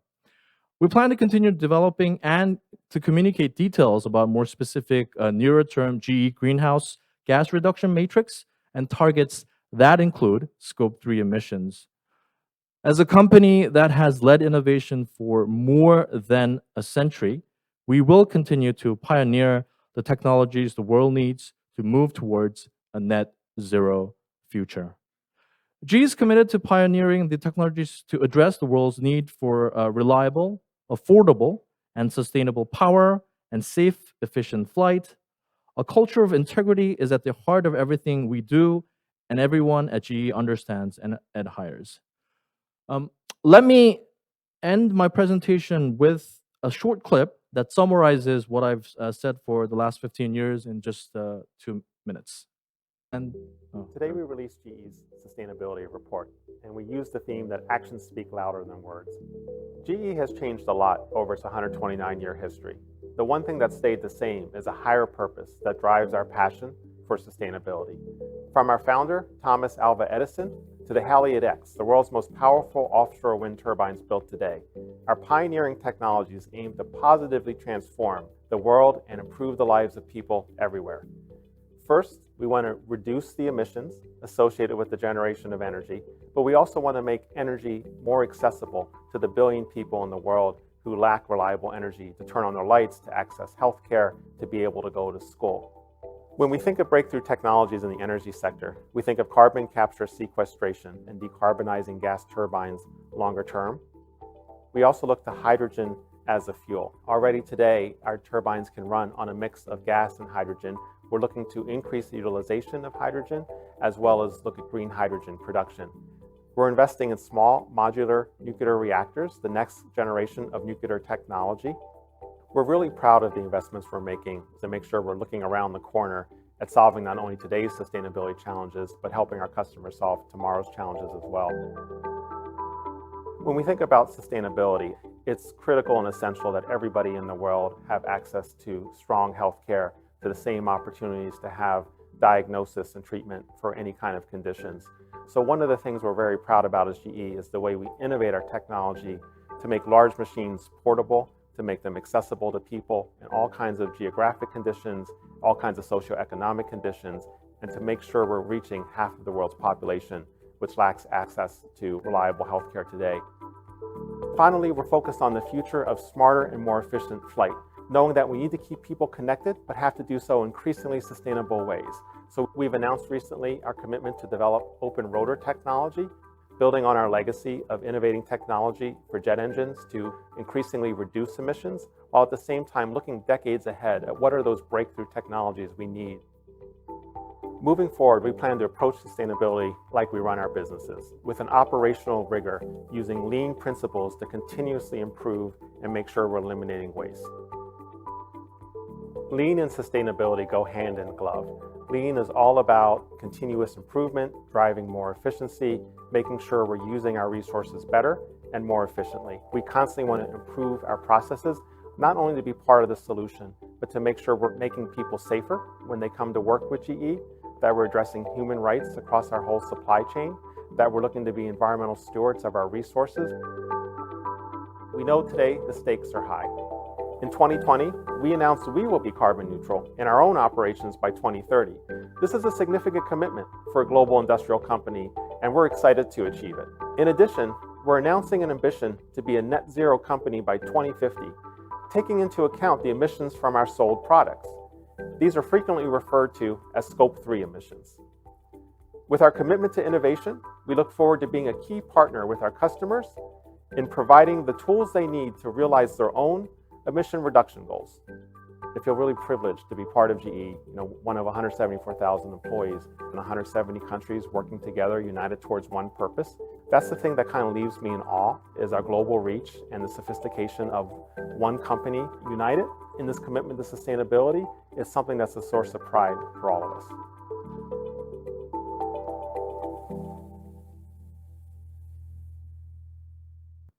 And that concludes my presentation. Thank you for your attention.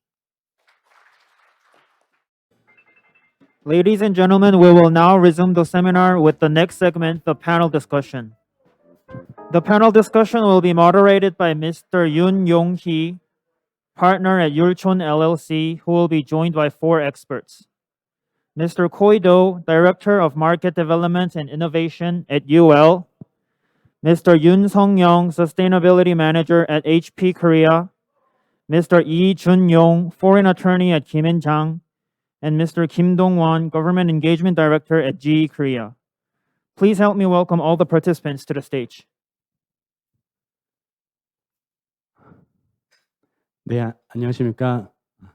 율촌의 윤용희 변호사입니다. 저는 동시통역이 제공되어 있기 때문에 좀 더 많은 정보를 편하게 전달드리기 위해서 한글로 진행하도록 하겠습니다. 오늘 1세션에서 그 5분께서 어쩌면 최근에 그 기업들이 관심을 가져야 되는 ESG 리스크와 그것을 어떻게 해결할지에 대해서 좋은 인사이트를 많이 주셨고요. 오늘 이제 패널 디스커션에서는 그 어떻게 보면 글로벌하게 선도 기업이라 할 수 있는 GE와 HP로부터 좀 더 구체적인 이야기를 경험을 들을 거고요. 그리고 이어서 관련해서 이 기술적인 인증이나 이런 업계에 선도적으로 또한 서비스를 제공하고 있는 UL로부터 그리고 법률적, 정책적인 서비스를 제공하고 있는 김현장 변호사님으로부터 또 구체적인 인사이트를 듣고자 합니다. 먼저 그 다음 구체적으로 들어가기 전에 제가 좀 최근에 경험을 좀 나눠보면 저는 율촌에서 그 한 2년 정도 전부터 이제 ESG 업무를 하고 있는데 최근에 조금 변화된 트렌드가 있는 것 같습니다. 무슨 말씀이냐면 작년까지는 어떻게 보면 총론적인 성격의 준비 작업들이 기업들이 많이 있었던 것 같습니다. 총론적이라 하면 우리 기업의 ESG 전략을 만들고 개선 과제를 도출하고 그것들을 또 서포트할 수 있는 조직을 만드는 것 중심의 업무들이 많이 준비를 하시고 관련해서 외부 로펌들의 도움을 많이 받았다면 올해 들어서는 그런 총론적인 작업들이 준비가 된 다음에는 좀 디테일한 강론적인 업무들을 하고 있는 것 같습니다. 제가 느끼기로는 예를 들어서 과거에는 이제 법령 중심의 그 대응 체계를 했다면 이제는 ESG 리스크라는 관점에서 우리 회사에게 중요한 관련된 ESG 리스크를 어떻게 식별하고 관리하고 모니터링할지라는 관점에서 최근에 여러 프로젝트들이 나오고 기업들이 관심을 많이 갖고 있고요. 그런 맥락에서는 오늘 이제 세미나가 굉장히 큰 그 시사점이 있다라고 생각이 됩니다. 그리고 특히 오늘 뭐 후반부에도 듣겠지만 글로벌하게 이제 공급망 규제에 대한 실사 규제라든지 또는 이제 탄소 중립 요구에 따른 대응 방안들이 많이 문제가 되면서 기업들이 어려움이 많습니다. 또 하나 중요한 포인트가 이런 것들에 대한 대응을 함에 있어서 과거에는 국가에서 만든 법령에 근거한 규제였기 때문에 그 법령을 잘 보고 차근차근 대응하면 해결되는 이슈들이 많았습니다. 그런데 ESG 이슈는 저도 이제 매일매일 공부해 가면서 업무를 하면서 느끼는 것들이 국내 기업 입장에서는 국내 법령만 준수하면 끝나는 것이 아니라 국제법, 뭐 심지어는 유럽에 있는 법령들 또는 법령도 아닌데 글로벌 고객사가 요구하는 코드 오브 컨덕을 정확히 이해해야 되는 문제. 그리고 공적인 규제에 더해져서 여러 이해관계자들이 어떻게 보면 그 시장이라는 그 메커니즘 하에서 다양한 요청 사항들, 코드 오브 컨덕 형태로 요청되죠. 그런 문제들까지 어우러져다 보니까 이것들 대응함에 있어서 과거에는 법만 보면 됐다면 이제는 전략, 정책, 법, 기술을 같이 봐야 되고 같이 머리를 맞대야 되는 상황입니다. 이런 맥락에서 오늘 여러 좋은 패널분들의 그 의견이 많은 도움이 될 것으로 생각이 되고요. 그러면 이제 오늘 이제 진행은 이렇게 하고 싶습니다. 오늘 각 이제 참석자분들께서 우리 한국 소재한 기업, 뭐 일반 기업들이 관심 가져야 되는 리스크가 무엇인지 그리고 그에 대한 해결 방안 관련해서 한 각각 3분 정도 모두 발언할 기회를 드릴 것입니다. 그래서 이때는 이미 1세션에서 발표하신 분들은 그때 뭐 다루지 못한 주제라든지 이런 주제를 말씀해 주시면 좋을 것 같고요. 또는 이제 오늘 HP에서 오신 이제 임원분께서는 1세션에 발표를 안 하셨기 때문에 이 이슈에 대해서 오늘 준비한 부분에서 말씀해 주시면 좋겠습니다. 그래서 발표 순서는 우리 맨 끝에 계신 우리 이준영 변호사님부터 한번 한 3분 정도 모두 발언해 주시면 감사하겠습니다. Hello. Okay, so once again, it's great to see you again. Then I would like to just mention that ESG is very vague term, as we all know. Then just comply with the ESG or the ESG sort of demand that you're getting from your competitors or the contractors. We need to be a little bit more patient. As Yonggi mentioned, that there is not like a specific regulation that you can just follow or to comply with. So this is very comprehensive, and then we need to understand each sort of the requirement or the demand that you're getting from the various sources, and then respond to it accordingly. So once again, just to be patient. Then there are lots of helps you can get from, for example, the UL, and then the companies, then to figure out how other companies are actually responding and then demanding what kind of requirements. If you look at the EU practice or the US practice, then you will get the better idea on how to respond to these demands. Thank you. 안녕하세요. 저는 한국 HP에서 지속 가능성을 담당하는 윤성영입니다. 저도 뭐 대부분의 청중이 우리나라 분들이시기 때문에 우리말로 진행을 하겠습니다. 오늘 뭐 저희 회사는 직접 앞에서 발표를 하지 않았기 때문에 간단히 저희가 어떤 지속 가능성 목표 또 어떤 행동들을 하고 있는지를 먼저 설명을 드리고 싶은데요. HP는 뭐 잘 아시는 분들도 있겠습니다만 전 세계 뭐 180여 개국 이상에서 PC, 모니터, 프린터 같은 일반 IT, 가전제품, 그리고 3D 프린터, 뭐 대형 인쇄기 같은 폭넓은 이제 포트폴리오를 비즈니스하고 있는 기업인데 우리나라에서는 물론 뭐 삼성, LG 같은 강력한 업체들 때문에 더 열심히 해야 되는 위치에 있습니다만 전 세계적으로는 굉장히 폭넓은 시장을 커버하고 있고요. 이런 일반 소비자 IT 업체로서 저희의 그 ESG 쪽 초점은 당연하게 이제 기후변화 대응, 제품에 대한 기후변화 대응에 초점을 맞추고 있습니다. 그래서 작년에 사실 저희가 발표한 HP 2030년 2030 골에도 다양한 뭐 휴먼 라이츠나 아니면 뭐 사회 공헌, 디지털 격차 해소를 위한 사회 공헌 뭐 이런 목표들이 포함되어 있지만 주 목표는 이제 기후 변화에 대응. 저희가 뭐 PC, 프린터 이런 IT 제품이기 때문에 당연히 대응해야 될 요소는 탄소 배출을 줄이기 위해서는 제품의 재활용 소재를 더 많이 사용하고 재사용을 더 늘려야 되고 프린터 같은 경우에는 아시는 분들은 있겠습니다만 가장 큰 탄소 배출 요소가 프린터에 사용되는 종이에요. 사실은 그 제품보다도 한 60% 이상 카본 풋프린트가 이제 종이에서 나오는데 어떻게 하면 저희 제품을 사용하는 고객들 그 제품이 소비하는 종이가 이 산림을 황폐화시키지 않고 계속 유지 내지는 나아가서 좀 더 육성할 수 있는가 하는 그런 목표들을 2030년까지 달성한다는 세부적인 목표를 갖고 있고요. 근데 지속 가능성이 최근 몇 년 사이에 이제 굉장히 큰 화제가 되고 있고 많은 관심을 갖고 있습니다만 예년에는 그냥 기업들이 어떤 좋은 일 한번 하는 캠페인성 그런 조치들이 많았습니다. 그래서 어떤 뭐 시범적인 사업 또는 시범적인 제품을 냈는데 이제는 이제 기업의 전체 제일 탑에서부터 가장 말단에 있는 조직까지 이게 내재화되지 않으면 이 목표를 수행하고 지속적으로 유지할 수가 없는 그런 단계가 됐습니다. 그래서 여기 오신 많은 기업 관계자분들도 이제 같은 고민들을 하실 텐데요. 구체적인 목표를 설정하고 그 목표가 진행되는 것들을 매년 꼼꼼하게 그걸 모니터링하고 또 대회에 발표하고 검증받는 게 무엇보다 이제 중요하고요. 이런 이제 기업들의 노력은 뭐 많은 비용과 노력이 들겠습니다만 뭐 불평할 수 없습니다. 당연히 해야 되는 거니까 이건 이제 우리 기업들의 목표이기 때문에 해야 되고 아까 모더레이터께서도 말씀하셨지만 이 기업들의 노력에 발맞춰 이제 정부나 규제 당국의 도움도 같이 필요한 게 큰 틀의 제도적인 뭐 거버넌스나 이런 쪽의 규제도 물론 있겠습니다만 이 제품에 대한 세부적인 뭐 환경 관련된 규제라든가 이런 부분도 과거에 최소 기준을 딱 정해놓고 못 맞추면 그냥 무조건 처벌하는 이런 그 일변도의 규제보다는 지속 가능성 분야는 아직 시작되는 분야고 노력이 더 많이 돼야 되는 분야이기 때문에 앞서 나가는 더 열심히 노력하는 기업들의 성과와 노력을 인정해주고 그거를 다른 기업들도 같이 따라할 수 있도록 북돋는 그런 형태로 어떤 규제의 전체적인 방향 그리고 철학이 같이 좀 바뀌는 게 필요하지 않나 이런 생각 말씀드리면서 발표 마치겠습니다. 저는 그 조금 전에 한 20분 가량 바로 직전에 발표를 했기 때문에 간략하게 제가 지금 발표한 내용에 대해서 그냥 서머리 하는 걸로 해서 제 그 모두 발언을 가름하려고 합니다.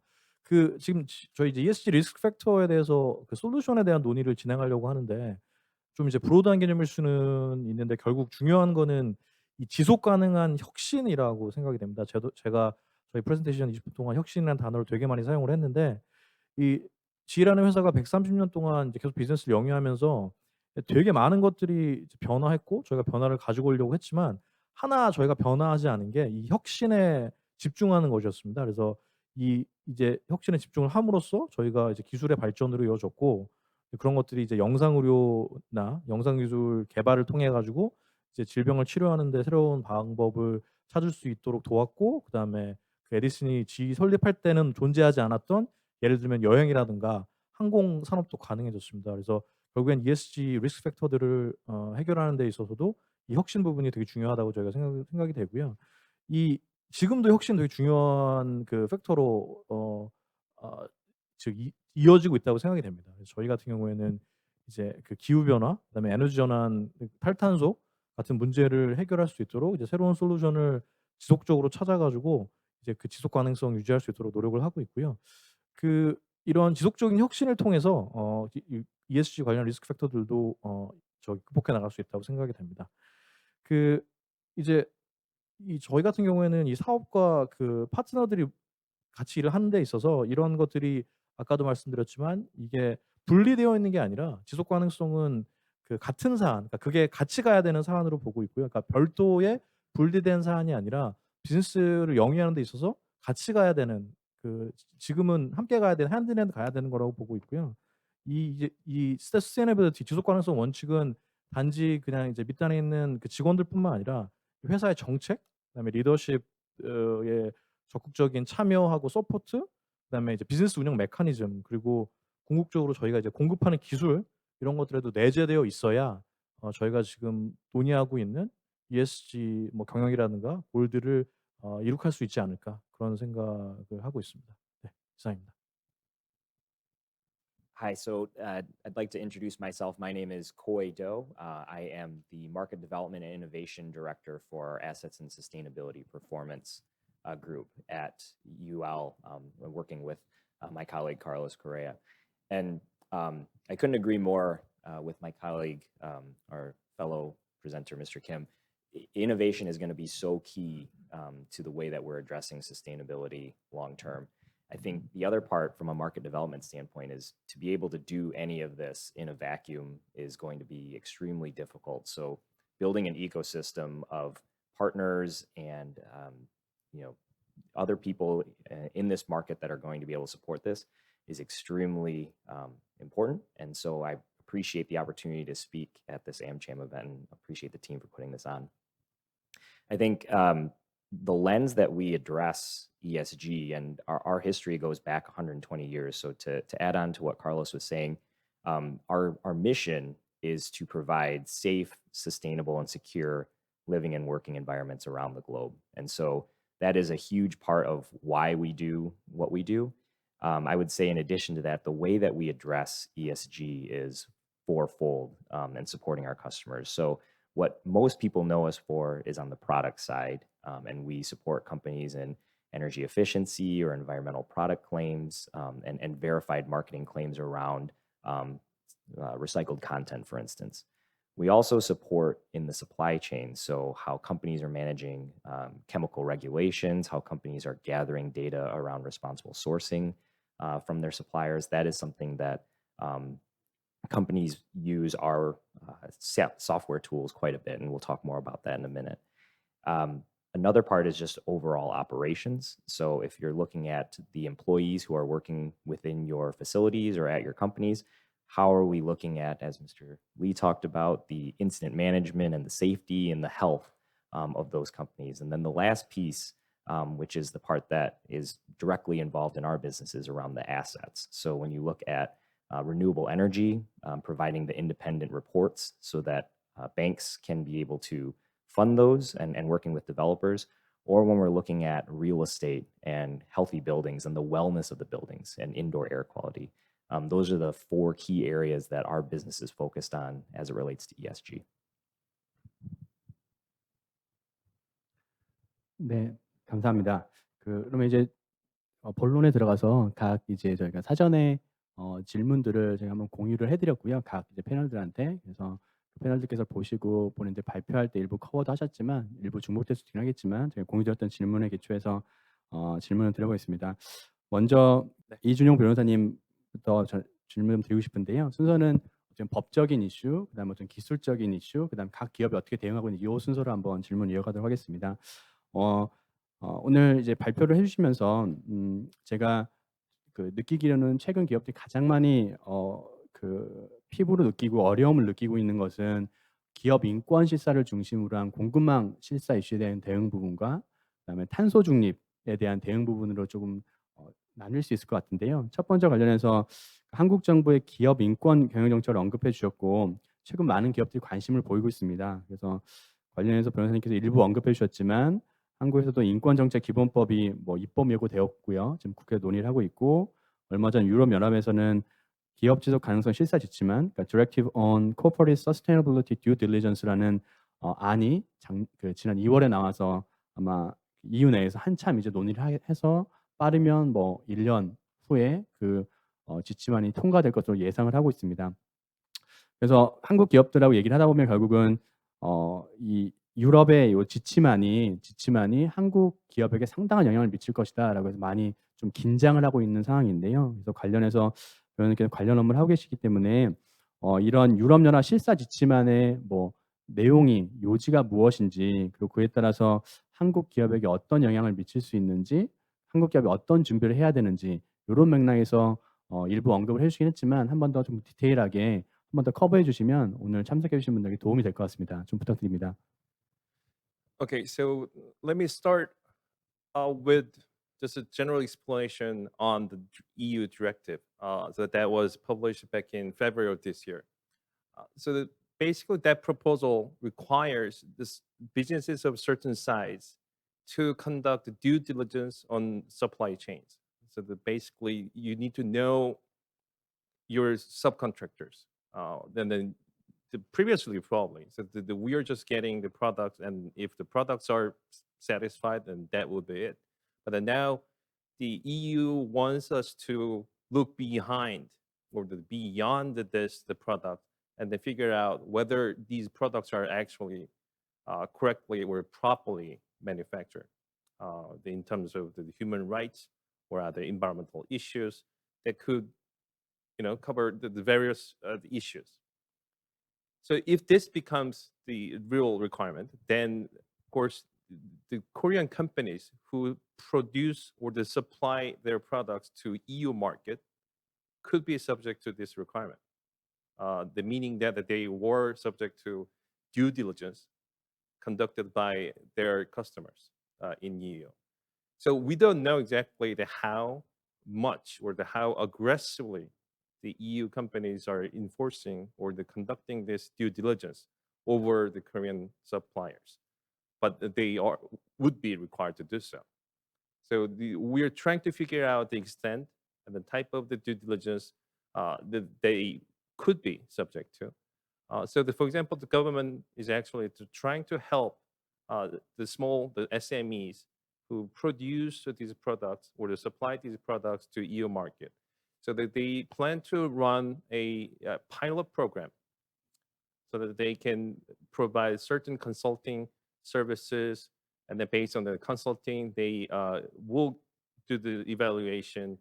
That for those who have good ratings or the assessment, the government will try to give more incentives, such as some discount on the export credit insurance, or they can be given more opportunities for overseas exhibition or other promotion opportunities. So based on, I think that the K-Shore stats, there are about like 100 SMEs who are in need of developing their ways to prepare this due diligence in Korea. So that they are going to be sort of the target of this pilot project. And then, of course, the government is trying to expand that program to cover any other sort of the SMEs or other companies who are interested in learning about the EU directives, the impact on the Korean society. I think that will be my answer for now. Yes. 네, 변호사님 감사합니다. 다음은 이제 그 탄소 중립 아리백 이슈에 대해서 조금 더 변호사님 고견을 인사이트를 듣고 싶은데요. 오늘 발표에서 그 한국의 그러니까 아리백 관련된 규제 현황, 그리고 기업의 어려움들, 그 기업이 어떻게 대응하고 있는지에 대해서 잘 설명해 주셨습니다. 근데 제가 이제 기업들을 만나보면 그 워낙 이제 탄소 중립에 대한 이해관계자들로부터 요구가 워낙 심하기 때문에 아리백이라는 단어는 너무 많이 들었고, 그것들을 우리 기업이 하긴 해야 된다라는 당위성에 대해서는 인식을 하고 있는 것 같습니다. 많은 기업들이. 그런데 그것을 언제 해야 되는지에 대한 고민들이 많은 것 같습니다. 왜냐하면 그것들은 단기적으로는 분명히 회사에 대한 코스트가 되기 때문이겠죠. 그런 맥락에서 이런 이제 아리백 선언을 할지 말지, 언제 할지에 대해서 많은 고민들, 기업들이 고민할 때 결국은 기업들은 이것들을 하면 아리백 선언을 하면 어떤 뭐 장점이 있는지 아니면 어떤 부담이 되는지 한 고민도 있을 것이고 더 디테일하게는 아까 우리 변호사님께서 말씀해 주신 한국에서 허용되는 5가지 이행 옵션에 대해서 이행 옵션의 장점, 단점이 무엇인지에 대해서도 많은 고민들을 하고 있는 것 같습니다. 그래서 아까 일부 이제 그 슬라이드에서 설명해 주긴 했겠지만 요 기업들 이런 고민을 하고 있는 기업들에 대해서 조금 더 이제 구체적인 정보랄까 인사이트를 제공해 주실 수 있으면 감사하겠습니다.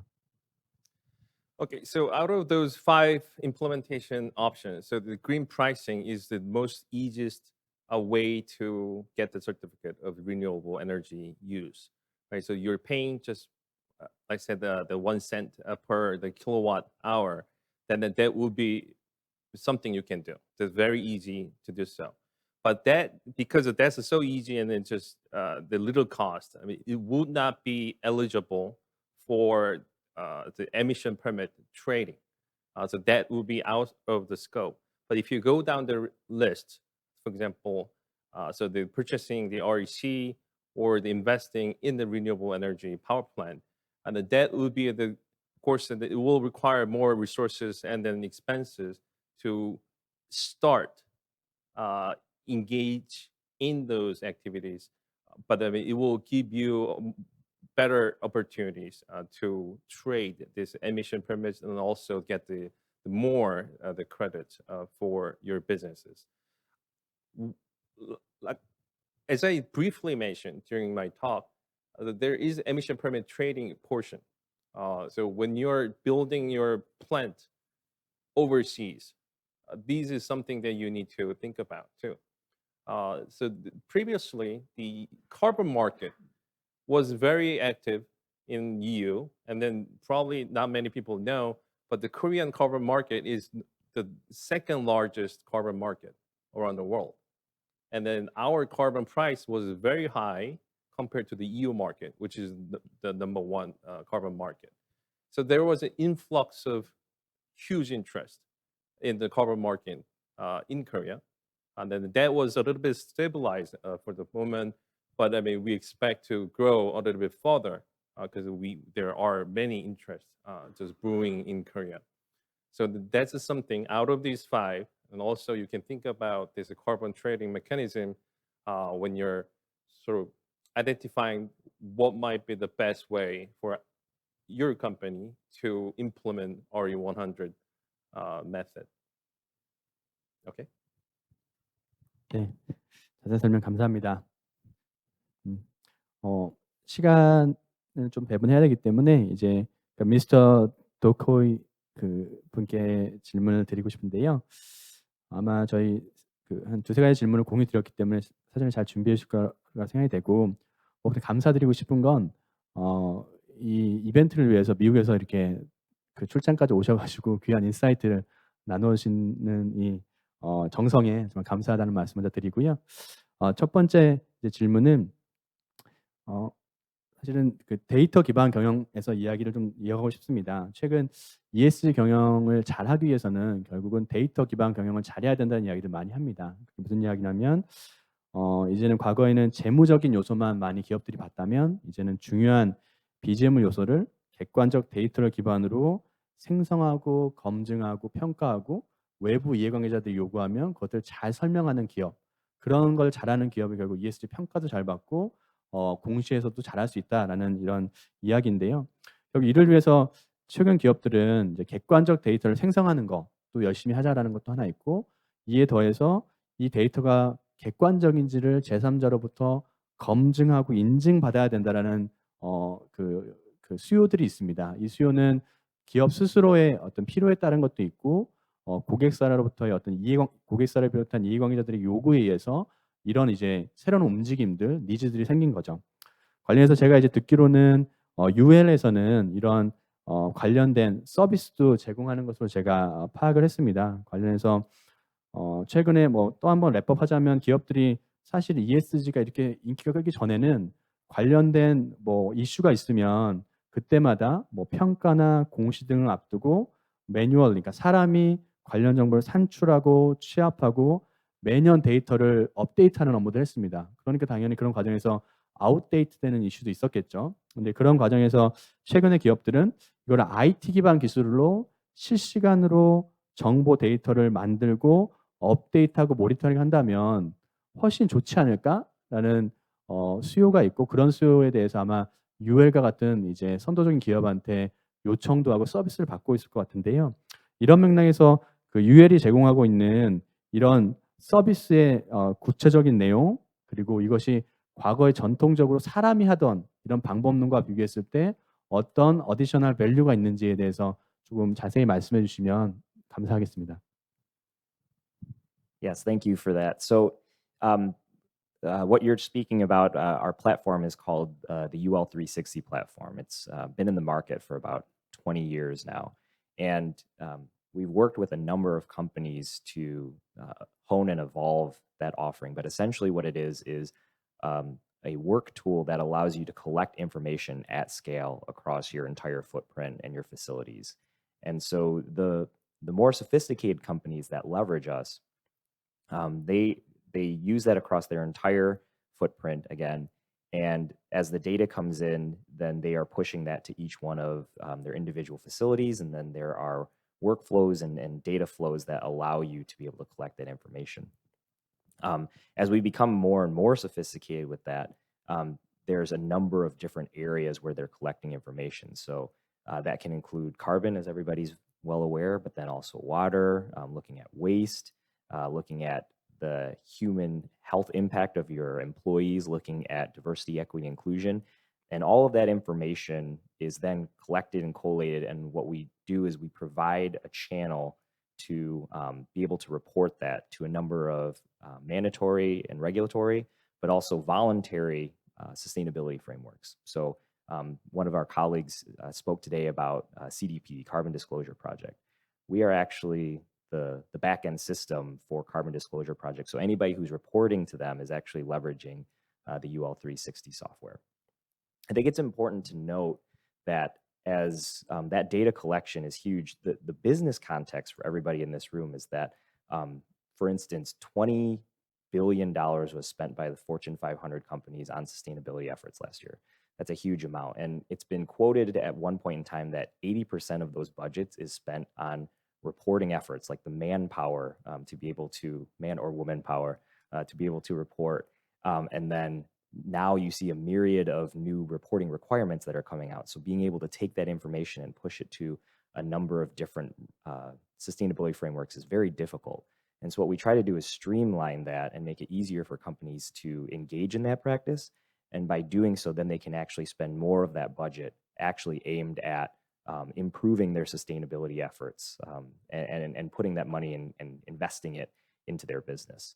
And a second thing I would like to mention too is that there are a number of companies, the Fortune 500 companies, and a number of named brands around the world who spend time doing this, and they get the benefit of brand reputation and being seen as sustainable. The harder part is for a number of companies within the supply chain who don't have that visibility and they can't spend that type of money. And so what we also want to do then is be able to provide solution sets for small and medium businesses, tier 2, tier 3 suppliers, so that they can also engage in sustainability. And what we like to talk about is democratizing sustainability for small and medium businesses. So we have starter packs, we call it Sustainability Essentials. It allows people to get up and running as quickly as possible so they can start to collect this data and impact their business. And along with that, there's also advisory services. So we're talking about a myriad of different topics today in ESG. There's hundreds of different topics.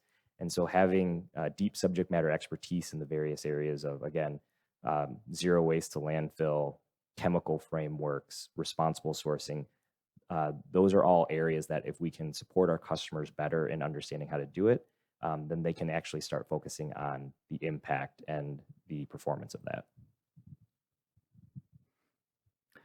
네, 감사합니다. 아마 많은 한국 기업들이 이런 기술적인 인증 관련된 서비스 수요가 있을 것으로 예상이 되고요. 관련해서 질문을 이어가고 싶은 것은 이제 기업들이 굉장히 앞서가는 기업들은 이제는 자신의 사업장, 소위 말하는 국내 사업장이 될 텐데요. 국내 사업장에 대해서는 이런 데이터를 모으고 관리하는 거에 있어서 많이 이제 준비가 좀 된 것 같습니다. 된 것 같습니다. 근데 이제 문제는 아까 말씀드린 것처럼 이제 글로벌에서 이루어지고 있는 공급망 규제는 한국에 있는 대기업이다. 그러면 그 대기업 스스로만의 데이터로 충분한 것이 아니고 너희들의 1차, 2차 벤더들, 서플라이 체인에 있는 뭐 카본 풋프린트라든지 관련된 데이터를 모으고 그 관련된 ESG 리스크를 관리해야 되는 것까지 이제 요구를 받고 있습니다. 그래서 아마 이런 맥락에서 여러 이제 도움을 받고 있겠죠. 아마 UL에서도 이제 그 기업의 그 자사 사업장뿐만 아니라 1차, 2차, 3차 벤더들의 공급망과 관련된 ESG 정보를 뭐 실사하고 모으고 그 리스크를 관리함에 있어서 뭔가 기술적인 서비스를 제공하고 있다고 제가 들었습니다. 그래서 그 서비스의 내용에 좀 더 말씀해 주시면 큰 도움이 될 것 같습니다. Yeah, absolutely. And as I was mentioning earlier, I think the subject matter expertise and along with the tools and IT systems to be able to do that, it's really important to scale that and be able to aggregate that information. I think a number of small and medium businesses, there are three key elements that will help them in being able to do this. I think number one is the work tools, which we talked about.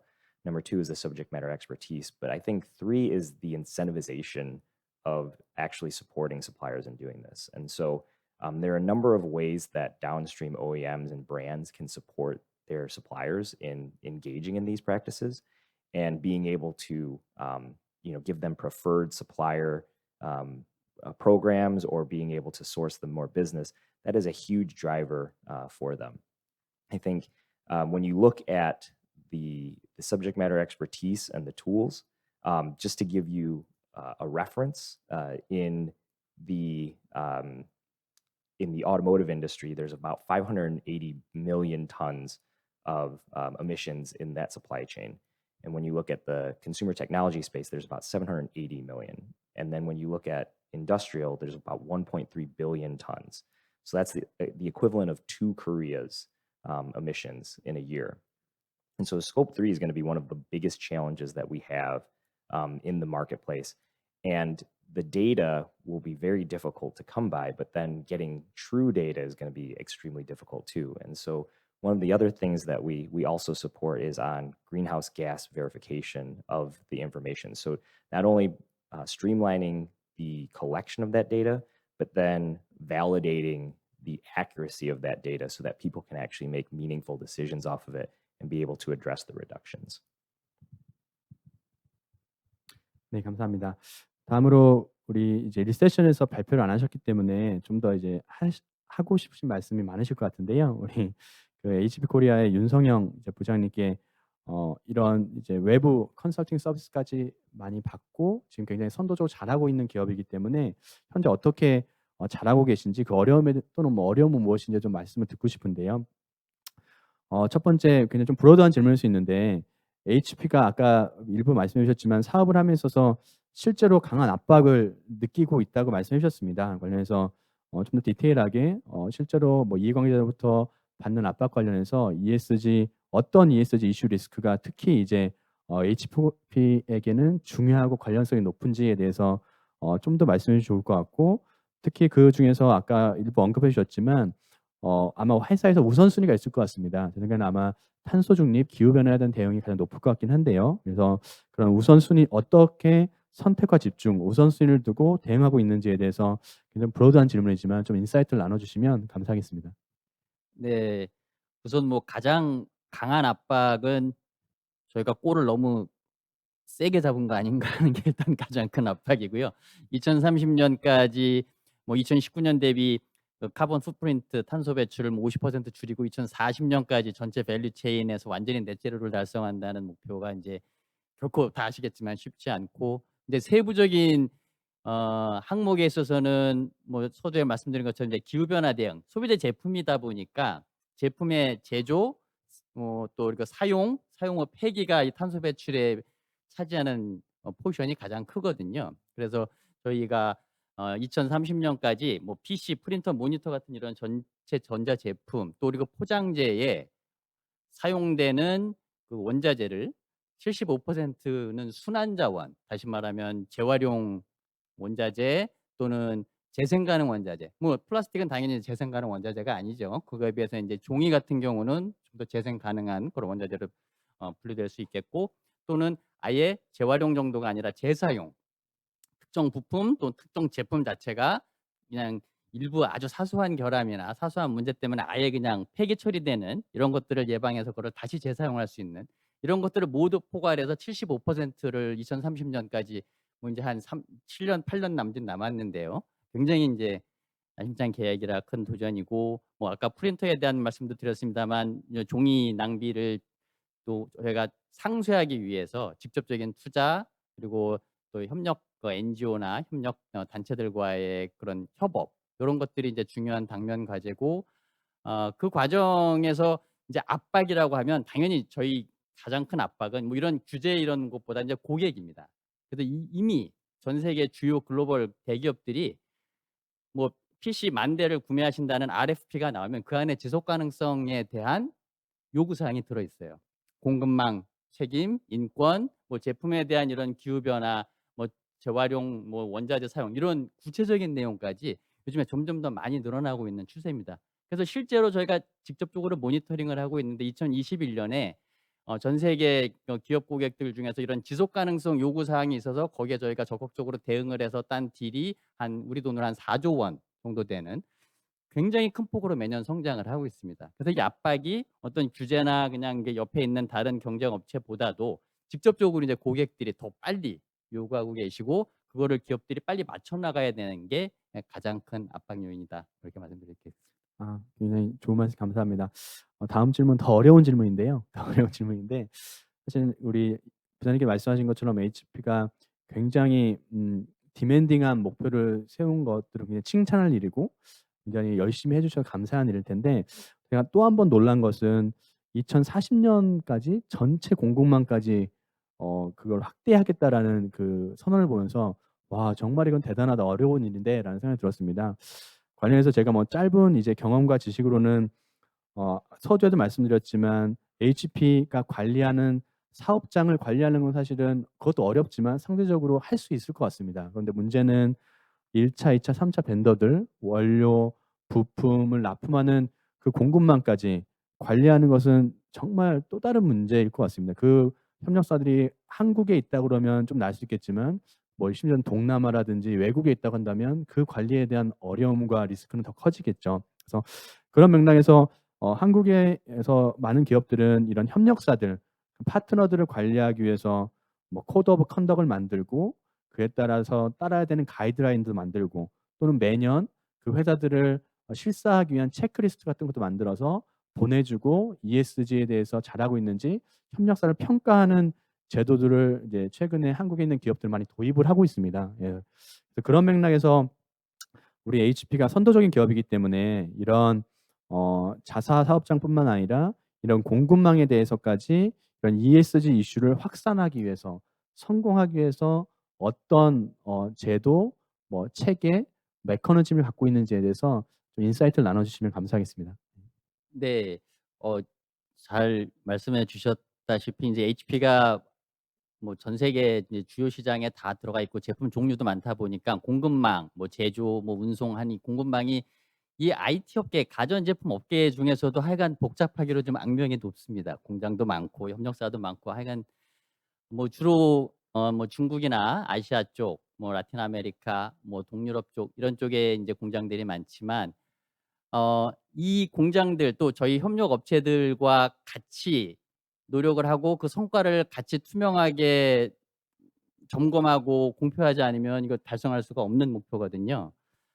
그래서 일단 기본적으로 필요한 것들이 그런 공급 업체들이 당연히 준수하셔야 되는 그런 목표, 코드 오브 컨덕트가 될 텐데, HP는 이제 전자업계에서 널리 활용되고 있는 RBA, Responsible Business Alliance에 따른 그 규격을 일단 기본 그 코드로 채택하고 있고, 사실은 RBA의 그 전신이 이제 EICC라는 전자업계의 그 기본 코드 오브 컨덕트가 있었는데, 뭐 자랑스럽게도 이제 HP가 그 EIC의 이제 토대를 같이 했던 그런 주요 업체 중에 하나라서 그게 이미 저희 회사 프로세서에는 많이 내재되어 있어서 다행스럽게 좀 더 스무스하게 좀 나아갈 수 있었고, 그 RBA를 기반으로 HP의 추가 요구 사항들을 담은 HP 자체의 이제 코드 오브 컨덕이 계약의 이제 기본입니다. 이거는 뭐 우리나라 기업들도 대부분 그런 이제 계약 조건들을 갖고 계실 텐데요.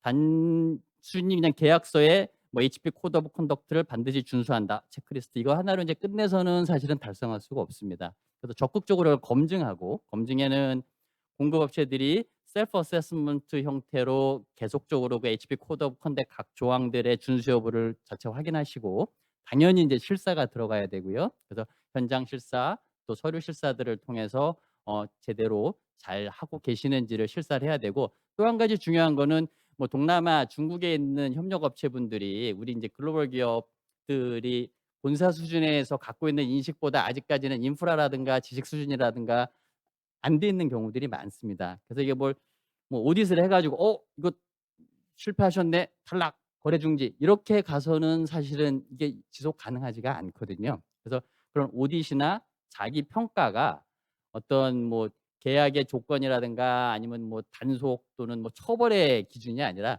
그분들하고 코칭이나 에듀케이션, 트레이닝 프로그램을 통해서 그분들의 역량을 향상시키는 게 또 중요하기 때문에 그쪽 프로그램 그런 역량 강화에 또 초점을 맞춘 조직과 그런 프로세스들을 갖고 있습니다. 그래서 그런 프로세스에는 뭐 1차 벤더, 최상위 제품 조립하는 벤더들뿐만 아니라 그분들은 뭐 저희가 직접적으로 이런 이제 관리를 하겠지만 그분들을 코칭하고 교육을 해서 그분들의 업스트림 벤더, 서플라이어들을 저희가 그분들에게 하는 것과 똑같은 방식, 똑같은 RBA 기준 방식으로 다시 점검하고 또 역시 코칭하는 이런 캐스케이딩 다운되는 그런 구조를 만들기 위해서 지금 계속 그런 프로그램을 운영하고 있습니다.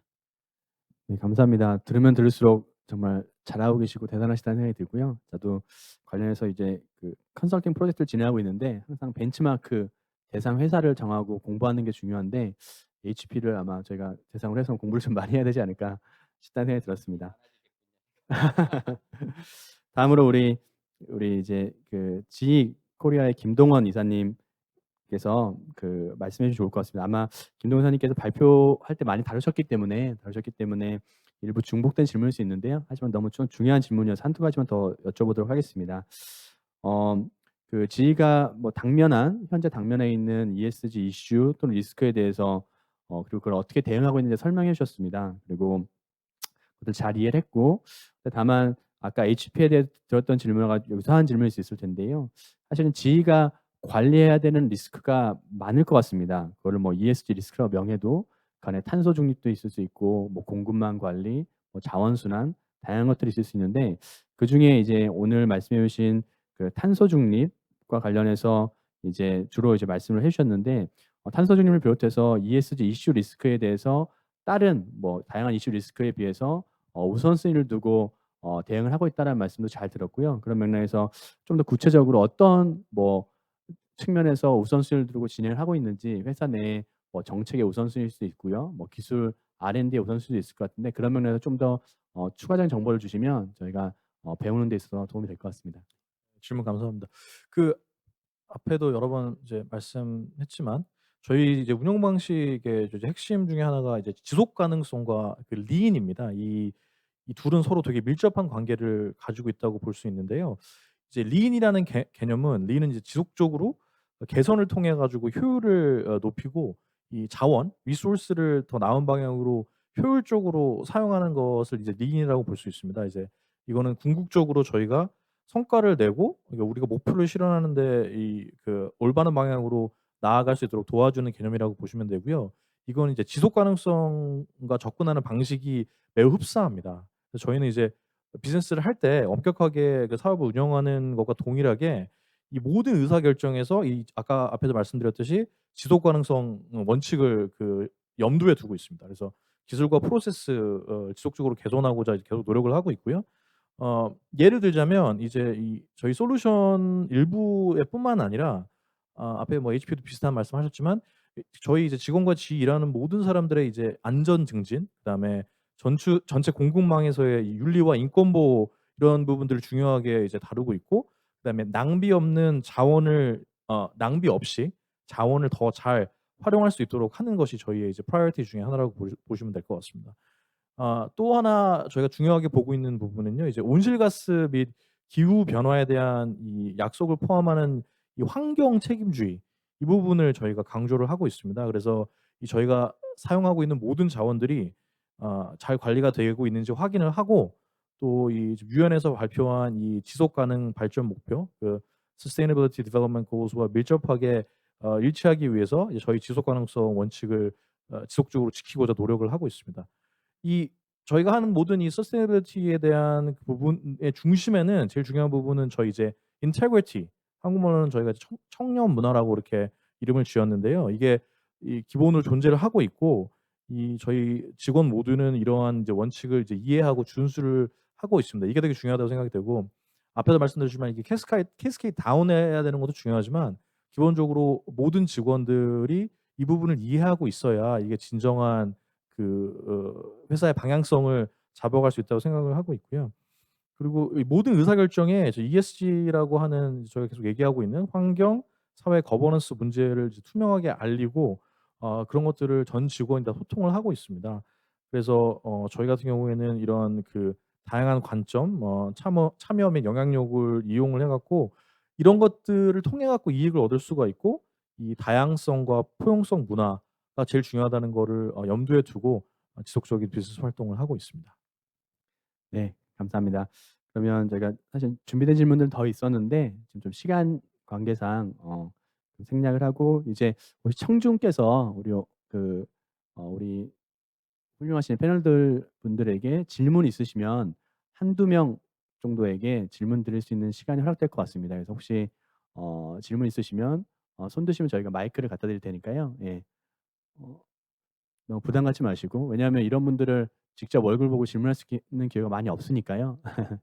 편하게 질문 주시죠. 네. 말씀 잘했습니다. 반갑습니다. 저는 머스크에서 HSS 팀을 총괄하고 있는 김요한이라고 합니다. 반갑습니다. HP하고 GE 쪽에서는 실질적으로 지속 가능 서스테이너빌리티 팀이라고 하고 ESG 팀이라고 하고 HS 팀도 사실 많은 부서들에서 ESG하고 서스테이너빌리티 드라이브를 걸고 있는데 어느 조직에서 이걸 총괄하시고 인원 규모는 어느 정도 되시는지 궁금합니다. 네. 네, 감사합니다. 아마 머스크에서 요 작업을 하고 계셔서 아마 궁금하신 것 같고요. 혹시 아시는 한도 내에서 우리 말씀해 주시면 감사하겠습니다. 네. HP 제가 먼저 말씀을 드리겠습니다.